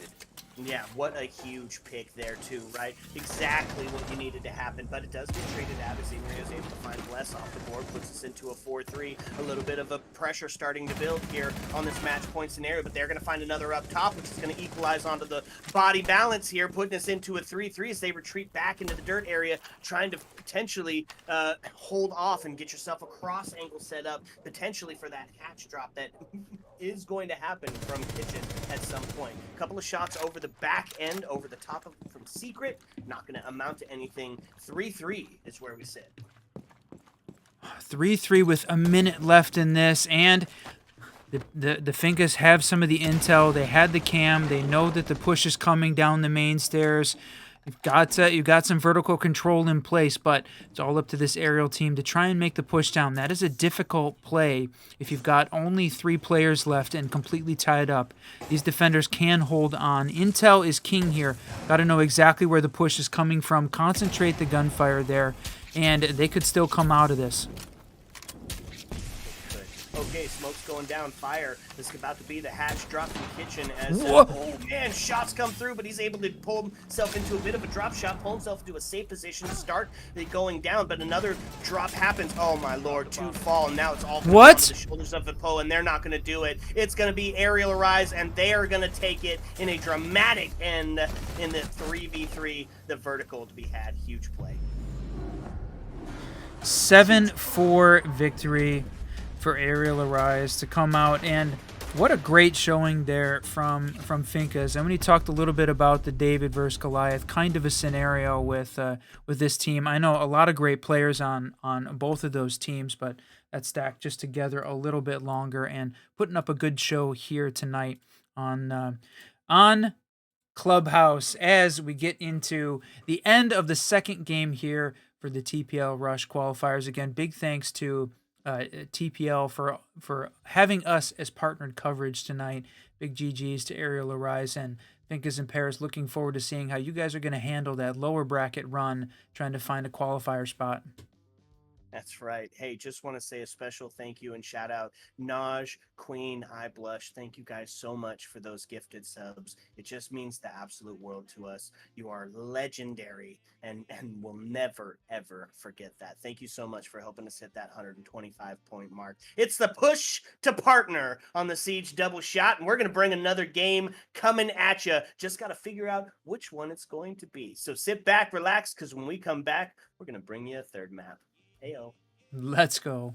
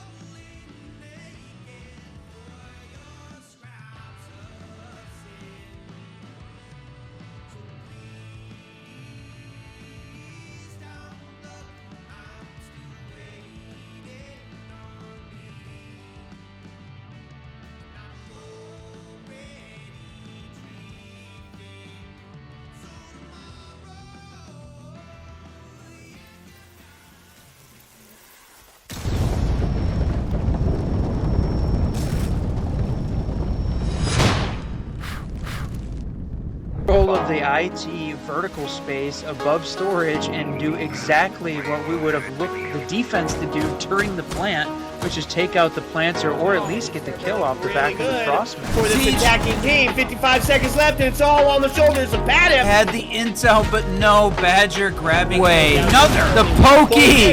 Pokeball. Hydra says, "I choose you, you joker." Kiss my ash. You've got 0 sense. Your IQ is low. Did you make that up right now? Yeah, right now on the spot. I just want to touch on mental health. If you're feeling out of it, They put together a hell of a club sandwich. Sledge must have been the bacon because he got fried. a whiskey.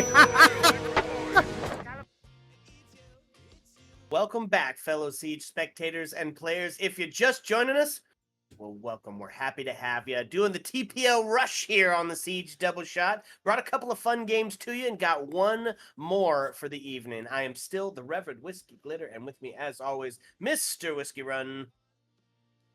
What's happening, everyone, and welcome back to the TPL Rush qualifiers. We are here in the third game of the evening, the lower bracket round of 16. This one is an elimination game. The loser going home. The winner one step closer to finding that qualifier spot. The upper bracket qualification games are going to happen on Sunday, the next play day here. But we've got one more lower bracket game to take care of before we get to that point. So it's time, my friend. We are seeing American Pie taking on Source Gaming. Definitely some names that we have seen before. We have casted this Source team many times, including some pretty memorable ones with Waffle and Spud. So how is American Pie going to handle it, and where are we going? It's the question mark, my friend. Okay. A couple of new ones banned. Layer gone. Oh, Wait. okay. Is this not the same one? Nope. This is the Finkas in Paris versus Aerial Rush, which is just the map that we watched previously, which was a good one. Got pretty close there. That was winning it. That was a great game. I have no idea why the overlay decided to not update there. I mean, I wish I could call that one. Okay, hold on. We'll go ahead and flip back for a second. Welcome back. Here we go. It just needed a second to get to that point. There it is. Don't we all? Right? Okay.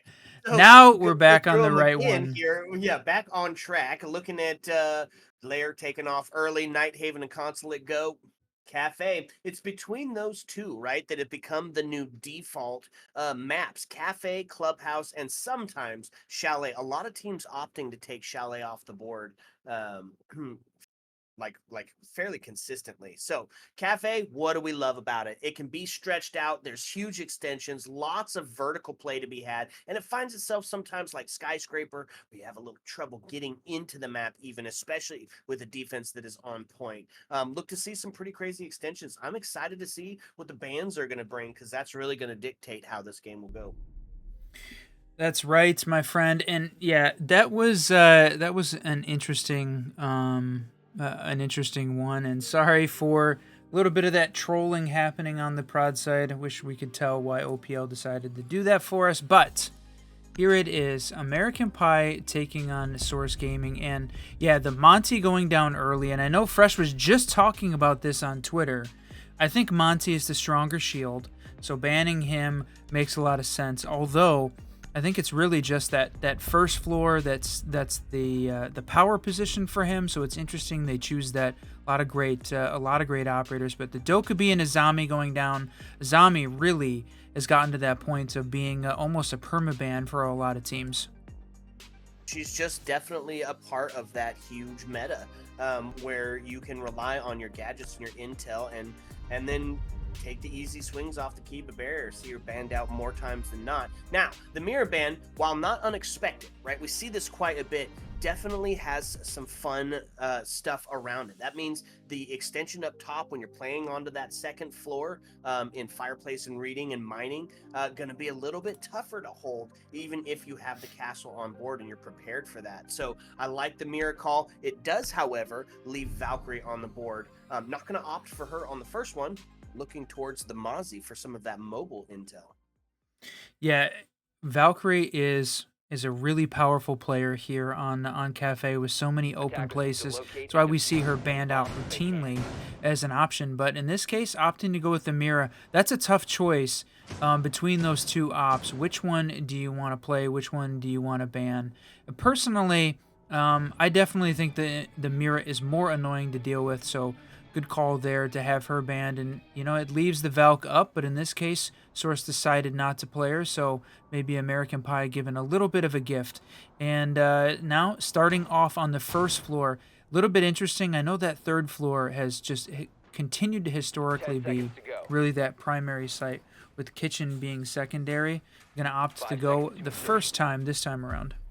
Yeah, well, it goes into that that sense out of to solve locate a bomb sites, and right? defuse it. Is Cafe is really there's just one way you really approach it. Ooh, had a shot for the spawn peak there, but not going to take it. Rotate around instead, get a little bit of coverage from the cocktail area.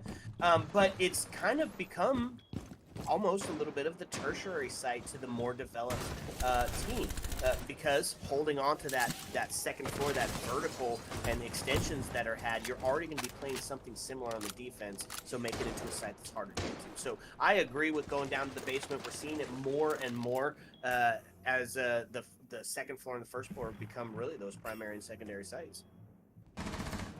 That's right, and the spawn peak. I love the aggression that we're seeing from Source, just taking down the 11th hour in their game to earn this spot here in this lower bracket. They've survived. Both of these teams survived one of the lower bracket games at this point, but be a little aggressive, take the spawn peak, put some pressure on the team as they make the walk up. And really, I think he could have easily lost his life as the attackers made their way in. They definitely had a little bit of a peek at that window because they spawned on the other side of that building on the park spawn site. So it was very close. I think there was a little bit of missed opportunity on the attacking side. Good call to back off it on the defense, but I like the aggression to start with. No, look at this. So Gridlock and Buck already off the floor, and you're seeing all of this tension is not even being played out on the site. Had to go up top to take away that vertical control. And that, of course, is just really put the pressure onto the attack team to come up with a couple of kills, and instead they lose a life. So now the defense is able to rotate back down to the extensions that they have up, mainly sitting Harry Potter, Coat Check, holding on to that whiskey area all the way inside of Christmas.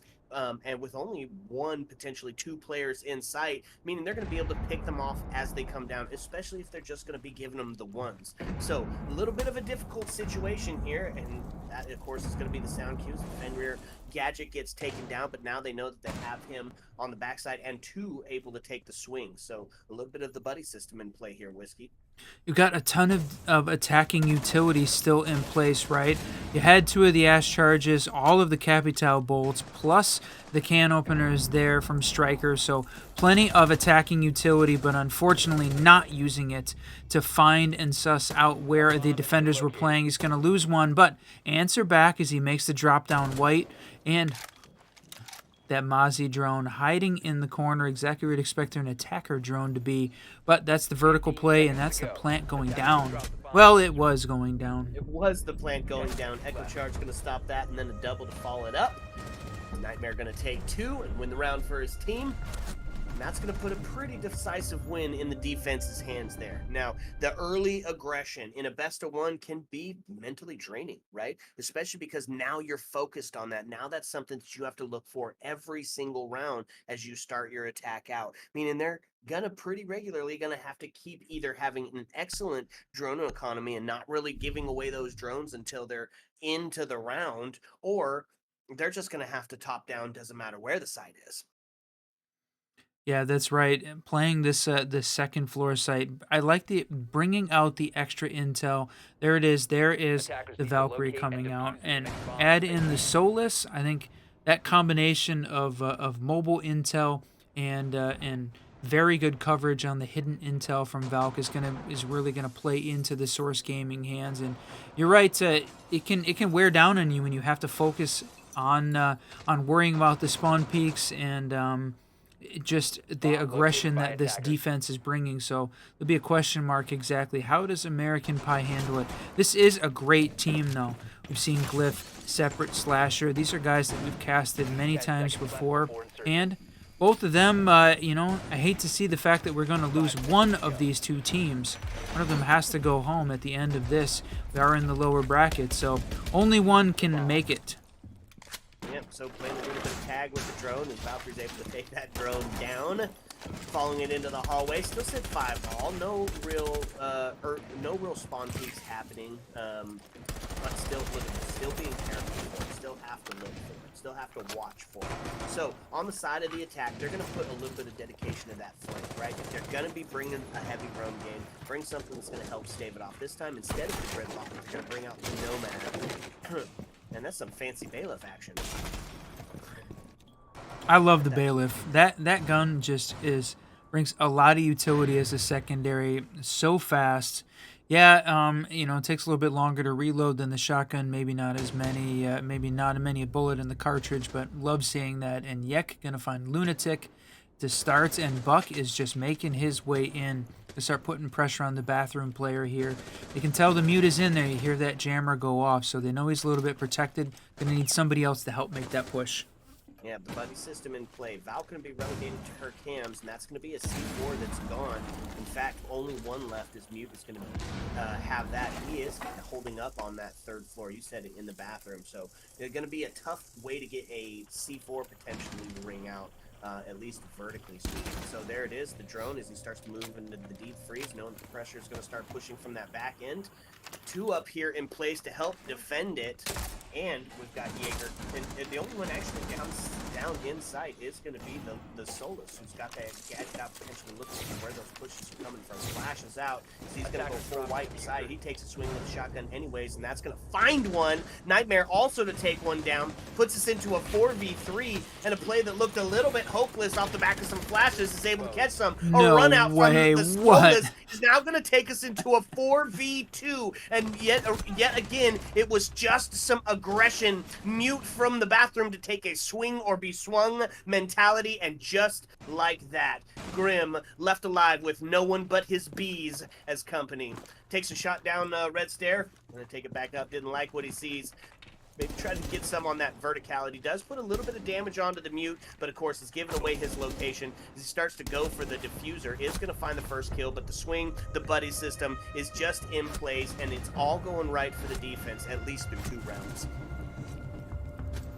Yeah, looking good. And playing, and we talked a lot about this during the Aerial Arise game, playing very confident.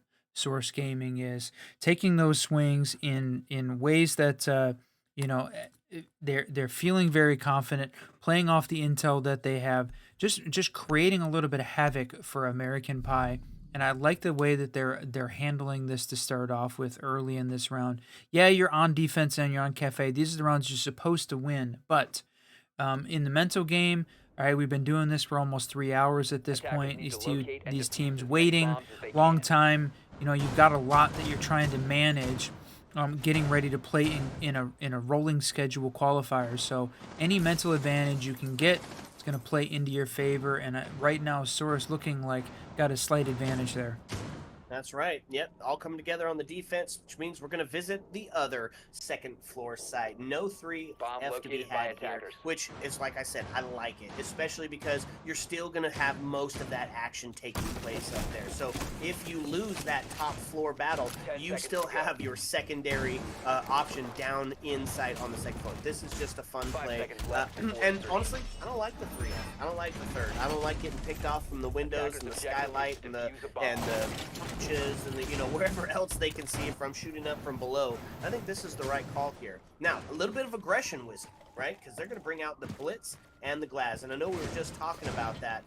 If in lieu of the Monty bring the Blitz out, we'll see if he's going to be able to capitalize on it. Well, and I think, like we talked about, I mean, the shields are still powerful operators. We were talking about whether or not the Monty is significantly better than the Blitz, and I think that is definitely true.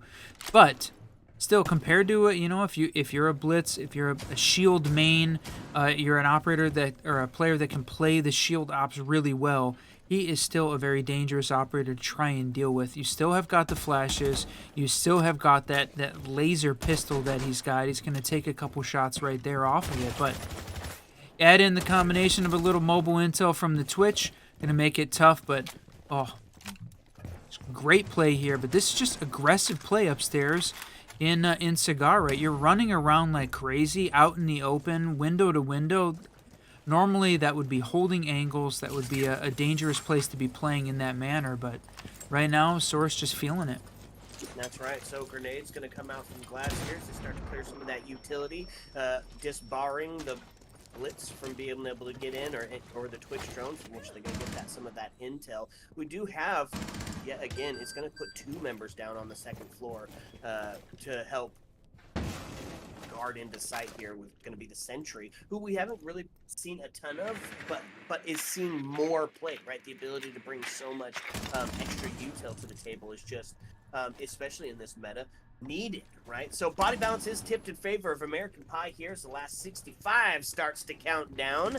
Starts to feel a little bit in the defense's favor, even though they are down on the body balance, except for there's another to fall. Just walks right into it. That's unfortunate, as now they've got the body balance and are about to get themselves into sight. A quick Sophia charge, going to put some disorientation on the player sitting on the backside of the wall, and that's the blitz to push in, but they're going to find it, and that's a quick 2 that's going to take us into a 3-3 with 41 left on the board, and don't even know if he got sussed out, but that's where he was playing at. So still holding into that critical spot as they start to push in. It's going to be Angel to find another kill and a third to ring out, which is just going to put it all on the back foot. Sophia left alone in a 1v3, fighting for the spot atop Cocktail.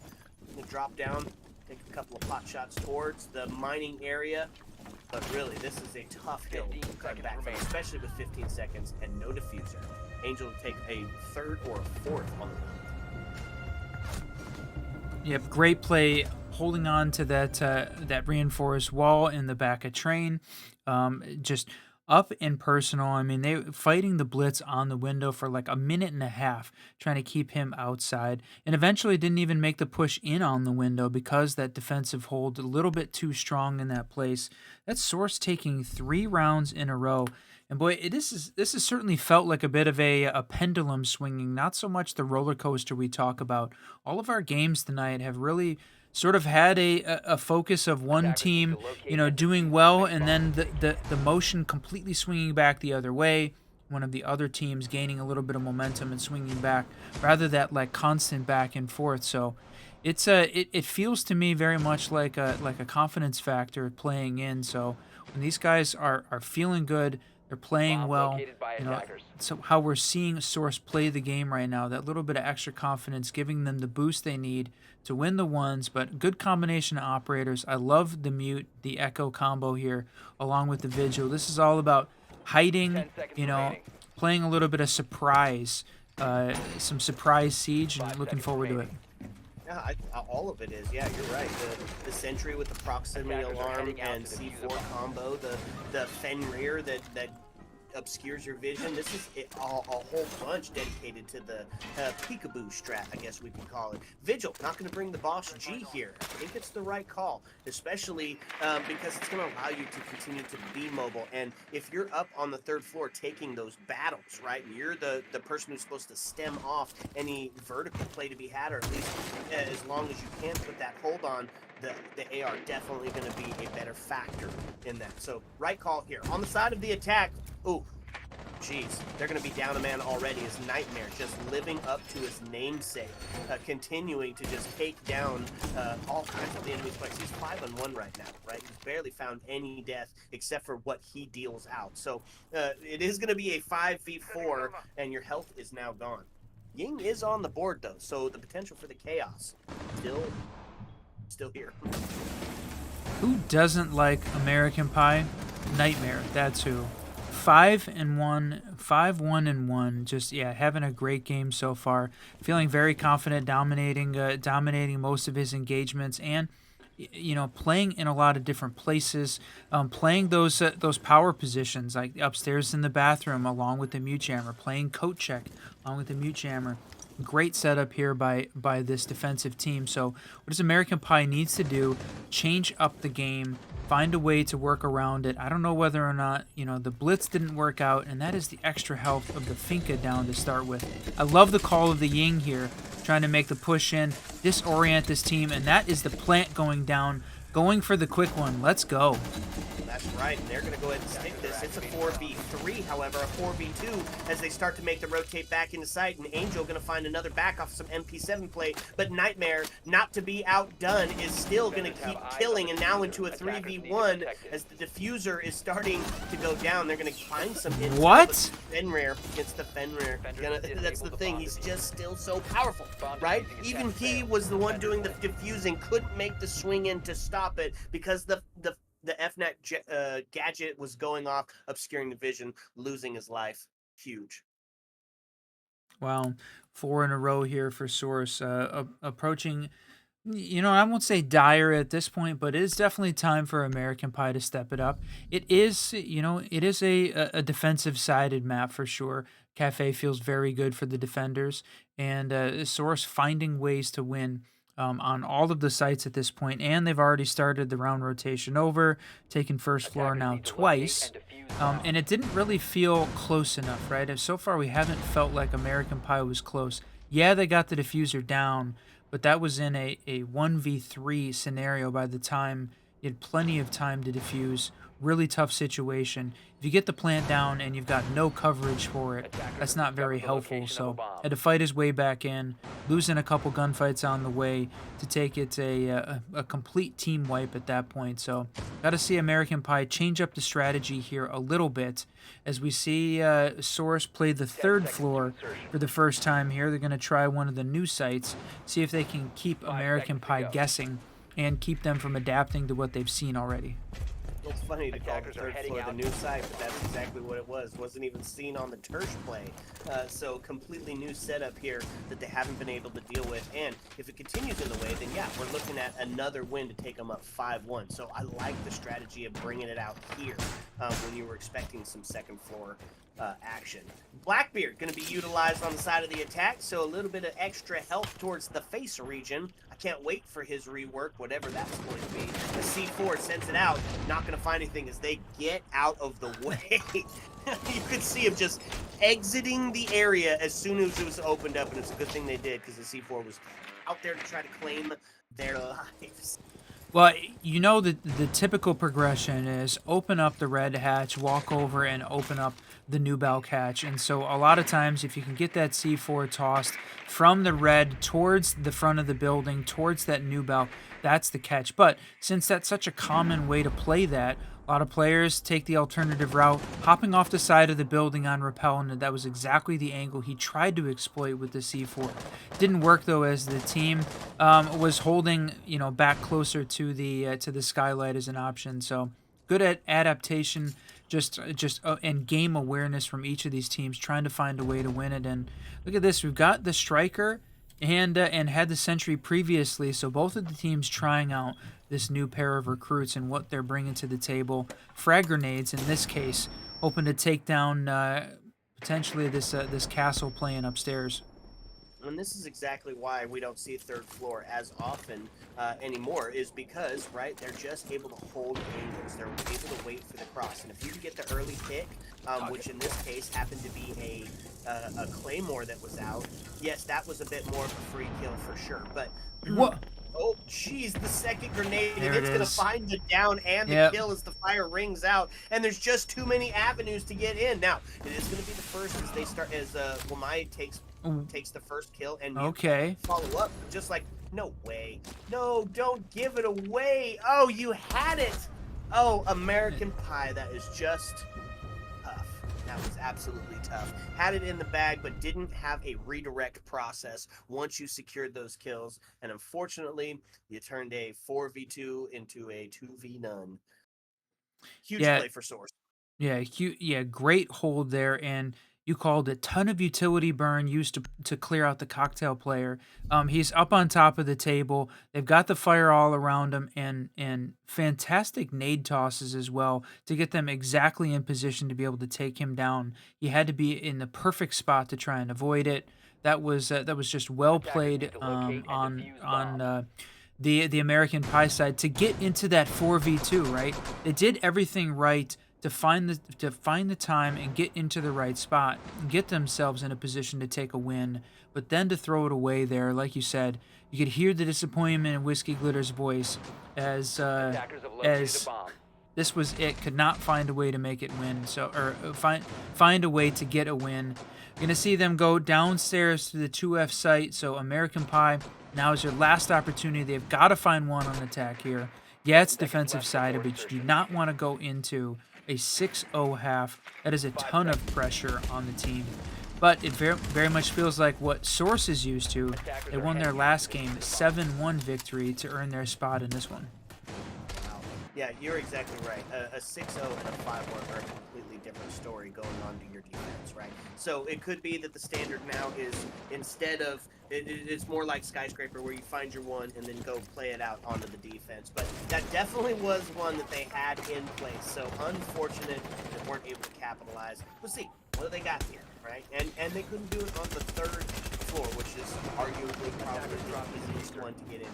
So going to be a lot of top floor action as we've got 4 people now, all set up to hold on to that vertical. Only one down below is going to be C4 primed, prepped, and ready. So going to get a lot of drones in here this time and really make sure that they know exactly where these defenders are up on the third floor before they start getting in. That's definitely going to be one of the win conditions. Yep, playing the cocktail again. I mean, it could obviously use that same sort of setup in utility burn, trying to clear him out because they know he's going to be playing in that spot again. It got, I don't know whether or not lucky is the right word, but certainly, look at this. They're going to continue to burn utility, trying to get him out of the corner. They need that vertical space to be able to put pressure on Pillar and have a chance to get in through that hell door. Yep, absolutely. So Solus off the board. This is a great start. Love it. Now start to put some pressure on the cocktail as the drones start to go up. They've got one on the window, so the cross is set. The thing is, you can't feed him, right? Don't feed him the once, and that's going to be Angel defend. Find that first kill. No! That's the problem. You can't feed him one at a time. You got to push him at the same time. And there's some pistol popping for some body dropping as Glyph takes one down. It's got to be answered back, but they are going to get Angel off the board. And so now they still have to deal with 2 members that are up top, right? Valkyrie made her way back up to the top of White, and that's going to be the swing. And there it is. Ash, who was sitting at 0-5, I believe, before the round started. My next win condition was going to be that Ash has to have some kills on the board. She's going to find 2. It was funny. There was a little bit of game chat going on during that. Right. Somebody typed in chat, when does Slasher play? And the answer was now. Right at the end, grabs a double to get his team that win. Perfect timing. The all chat comments couldn't have been better timed. Well played. Thanks for contributing to the stream, guys. That was excellent. Okay, so like we were talking about, it's hard for the faux pas there with the words. So 5-1 and 6-0 are completely different stories, right? 5-1 on the Haffer Cafe. It seems a little bit dire, but it is, at least you've got your round win on the board and you're heading into the most comfortable part of Cafe, and that's the defense. So I like what we're bringing to the table, still seeing more of those, of the recruit op being brought, and then it's some slowdown, right? Bring out the Legion, bring out the Fenrir, a little bit of intel. If Valkyrie's on the board for Cafe, 90% of the time she's going to be used. That intel just being so moving out to locate a bomb and defuse it.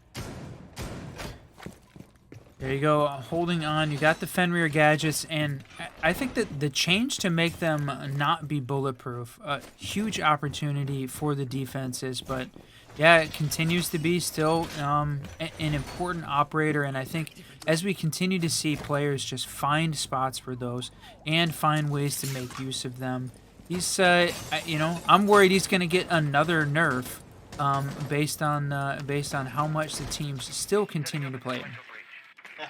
Maybe. And we have the potential for a recruit off here as both were being brought to the table.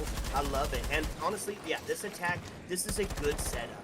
got some ways to push players out of those critical push points. You can open up that ticket wall and start to put some pressure on from there. But look at this. It's just going to be the double that's ringing out as Recruit is just going to start going crazy.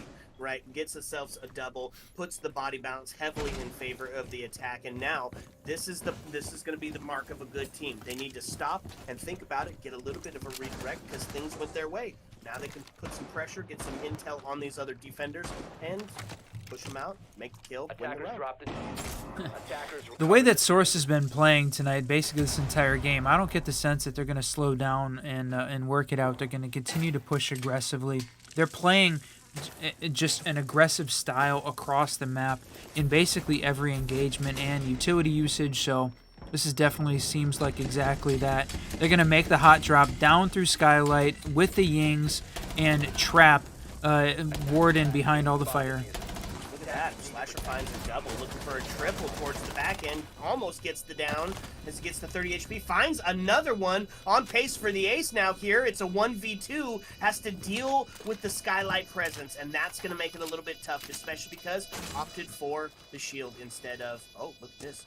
Can't be seen. He's going to take the jump down. He's going to find the quad kill. Last one alive on the hatch. No He's got time to way. do it. It's going to be the push around. Does he have it inside of pre-fire? Almost gets him the kill. So wrap around to the backside of the pillar. Is he going to find it? No! He's going to be shut down as Nightmare will continue to live up to his namesake. You can break out the barbecue sauce for that 4-piece, but unfortunately not able to find the 5th. What a huge retake. Almost had it. God, that was exactly what I wanted to see. Brought some energy back into this game, brought some life back to that team. So close, boy. Slasher absolutely earned that one, a 4K, but to be taken down by Nightmare at the end, and it caused the attackers. They really had to focus to get back engaged in. Couldn't just sit up and hold it. Boy, I love that plant that they went for, right? The Ying plus the Skylight drop quick. Typically that doesn't work, but good identification from the IGL on that team, identifying that American Pie was set up, holding maybe the wider area. They had the opportunity to get the jump in, get that plant down really quickly. If you have somebody playing Cocktail, you have somebody playing in Freezer, a lot of times that's a really tough play to make, but they just identified and exploited that opportunity. Great play there from American Pie. It's unfortunate he couldn't get the ace clutch to close it out. Yeah, what a huge play. That was incredibly fun to watch. Now, here's the problem. You can't rely on the individual heroics of a player, right? We just watched somebody go 17-6 and still lose the game. So, the 1v4, while epic, can be fixed. You can just send more bodies at the same time instead of just feeding somebody their ones, right? So that can potentially be taken down. So we still need to see a bit of a change here out of American Pie because the 1v5, the 1v4, while is possible, not very probable. And you know what? Any given game, any given round, that's why in the 1v4 being probable, one of the reasons why we love this game. A little bit of good luck, a little bit of skill, and just some good angles can net you the win in Rainbow Six Siege. So love to see that. Now, if you're an American Pie fan, what you would love to see is them get the opening pick, make some push up here, and hold on. They got to be perfect for 5 to hold on to it. This is their lower bracket match points. If they lose this one, they are out of the tournament. Gonna have to play in the NAL Open Quals on Saturday tomorrow at 2 as their next option. That's right. Okay, so taking a little bit of extra time here by the attack side, and they did lean into some intel as they brought both 0. Ooh, and I was gonna say Line and IQ to the board, but they are gonna get the refrag there as we get taken into a 4-4. The attacker's bomb diffuser has been dropped. Okay. A 4-3 now as the Sniper Shotty rings out to put some damage on us. They start to make the retreat backwards, Line to get taken down, and just like that, into a 4v2 on the other side of it. We've seen leads like this blown before, so hopefully the defense can hold on. They've got some health on the board. They can't be sussed out by any of the smokes because they've got the Warden, still have the power of the Sniper Shotty. I mean, this is still a really good defense here for this last one, but oh, caught in the back. That's going to be a tough one. Now going to put all into the shoulders of Zero here as American Pie looks to solidify up their next run. That's right. Yeah, Spud's got a tough fight ahead of him. He's sitting at 7-4-2. You know, him and Angel catching up to Nightmare. Wants to try and hold on. Going to take this fight against Valk. You could certainly send up a couple extra players upstairs to try and push, but you know, right now, hold on. See if you can hang on for dear life if you're American Pie. This is it, like we said, match point scenario for this team. He's got to find one, maybe two more. Oh, holy cow, he gonna got be one. But he's going to take some huge damage. Quarter of his HP left. He's got to take on the split here. One in coat check, one on the 15 seconds to backside. go. And so the cross is set up, but if he can take these one at a time, he's going to find himself in a good position. Oh, not able to take it. Sniper shotty able to take him down. American Pie securing their first, or their next defensive win. They're first on defense. You could definitely say that. Round 9, going to send us into match point again. It's the start of the clawback. They're finding a way to make it work. 2-6 here. They're going to go ahead and play, I was going to say one of the 2F sites, but maybe taking another look at it. The combination, though, I like this. The Valkyrie and the mute for this this intel plus the intel deny, and assuming that source, you know, they used a lot of utility, a lot of flashes. Bring out the projectile deny, bring out the mute, bring out the Wamai plus the Jaeger. They're gonna go all in on trying to control the utility usage here by the attacking team. I think that works well, right? We're seeing that source is continuing to play very aggressively, even on that map, right? He's pushing down real quick. Got into a really low man count, but you know, pushed right up in their face to try and win those fights. I like this strategy. Yeah, well, I mean, they've got plenty of rounds to do that, right?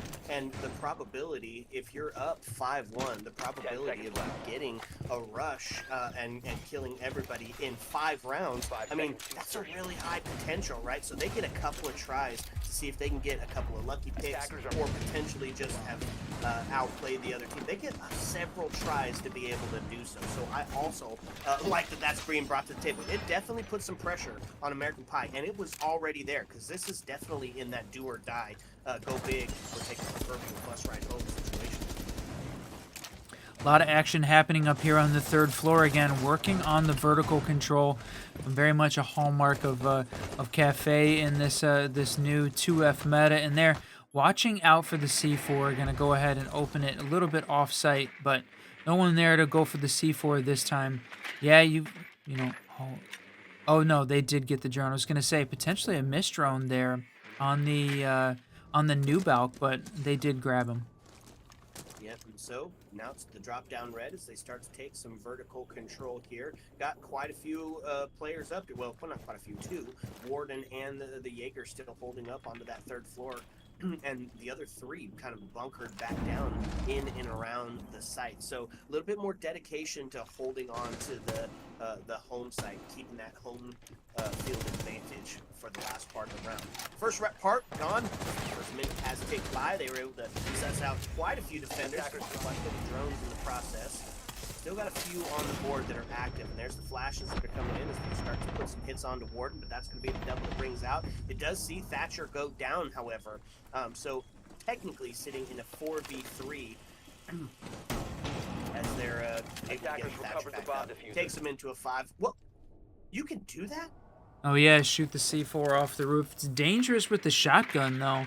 Could have easily destroyed it with a you know, a wayward pellet, but he's able to catch it, get it off the roof, the ceiling there, pull it down, and have another shot at it. So continuing to play, everybody bunkered back down to that 2nd floor.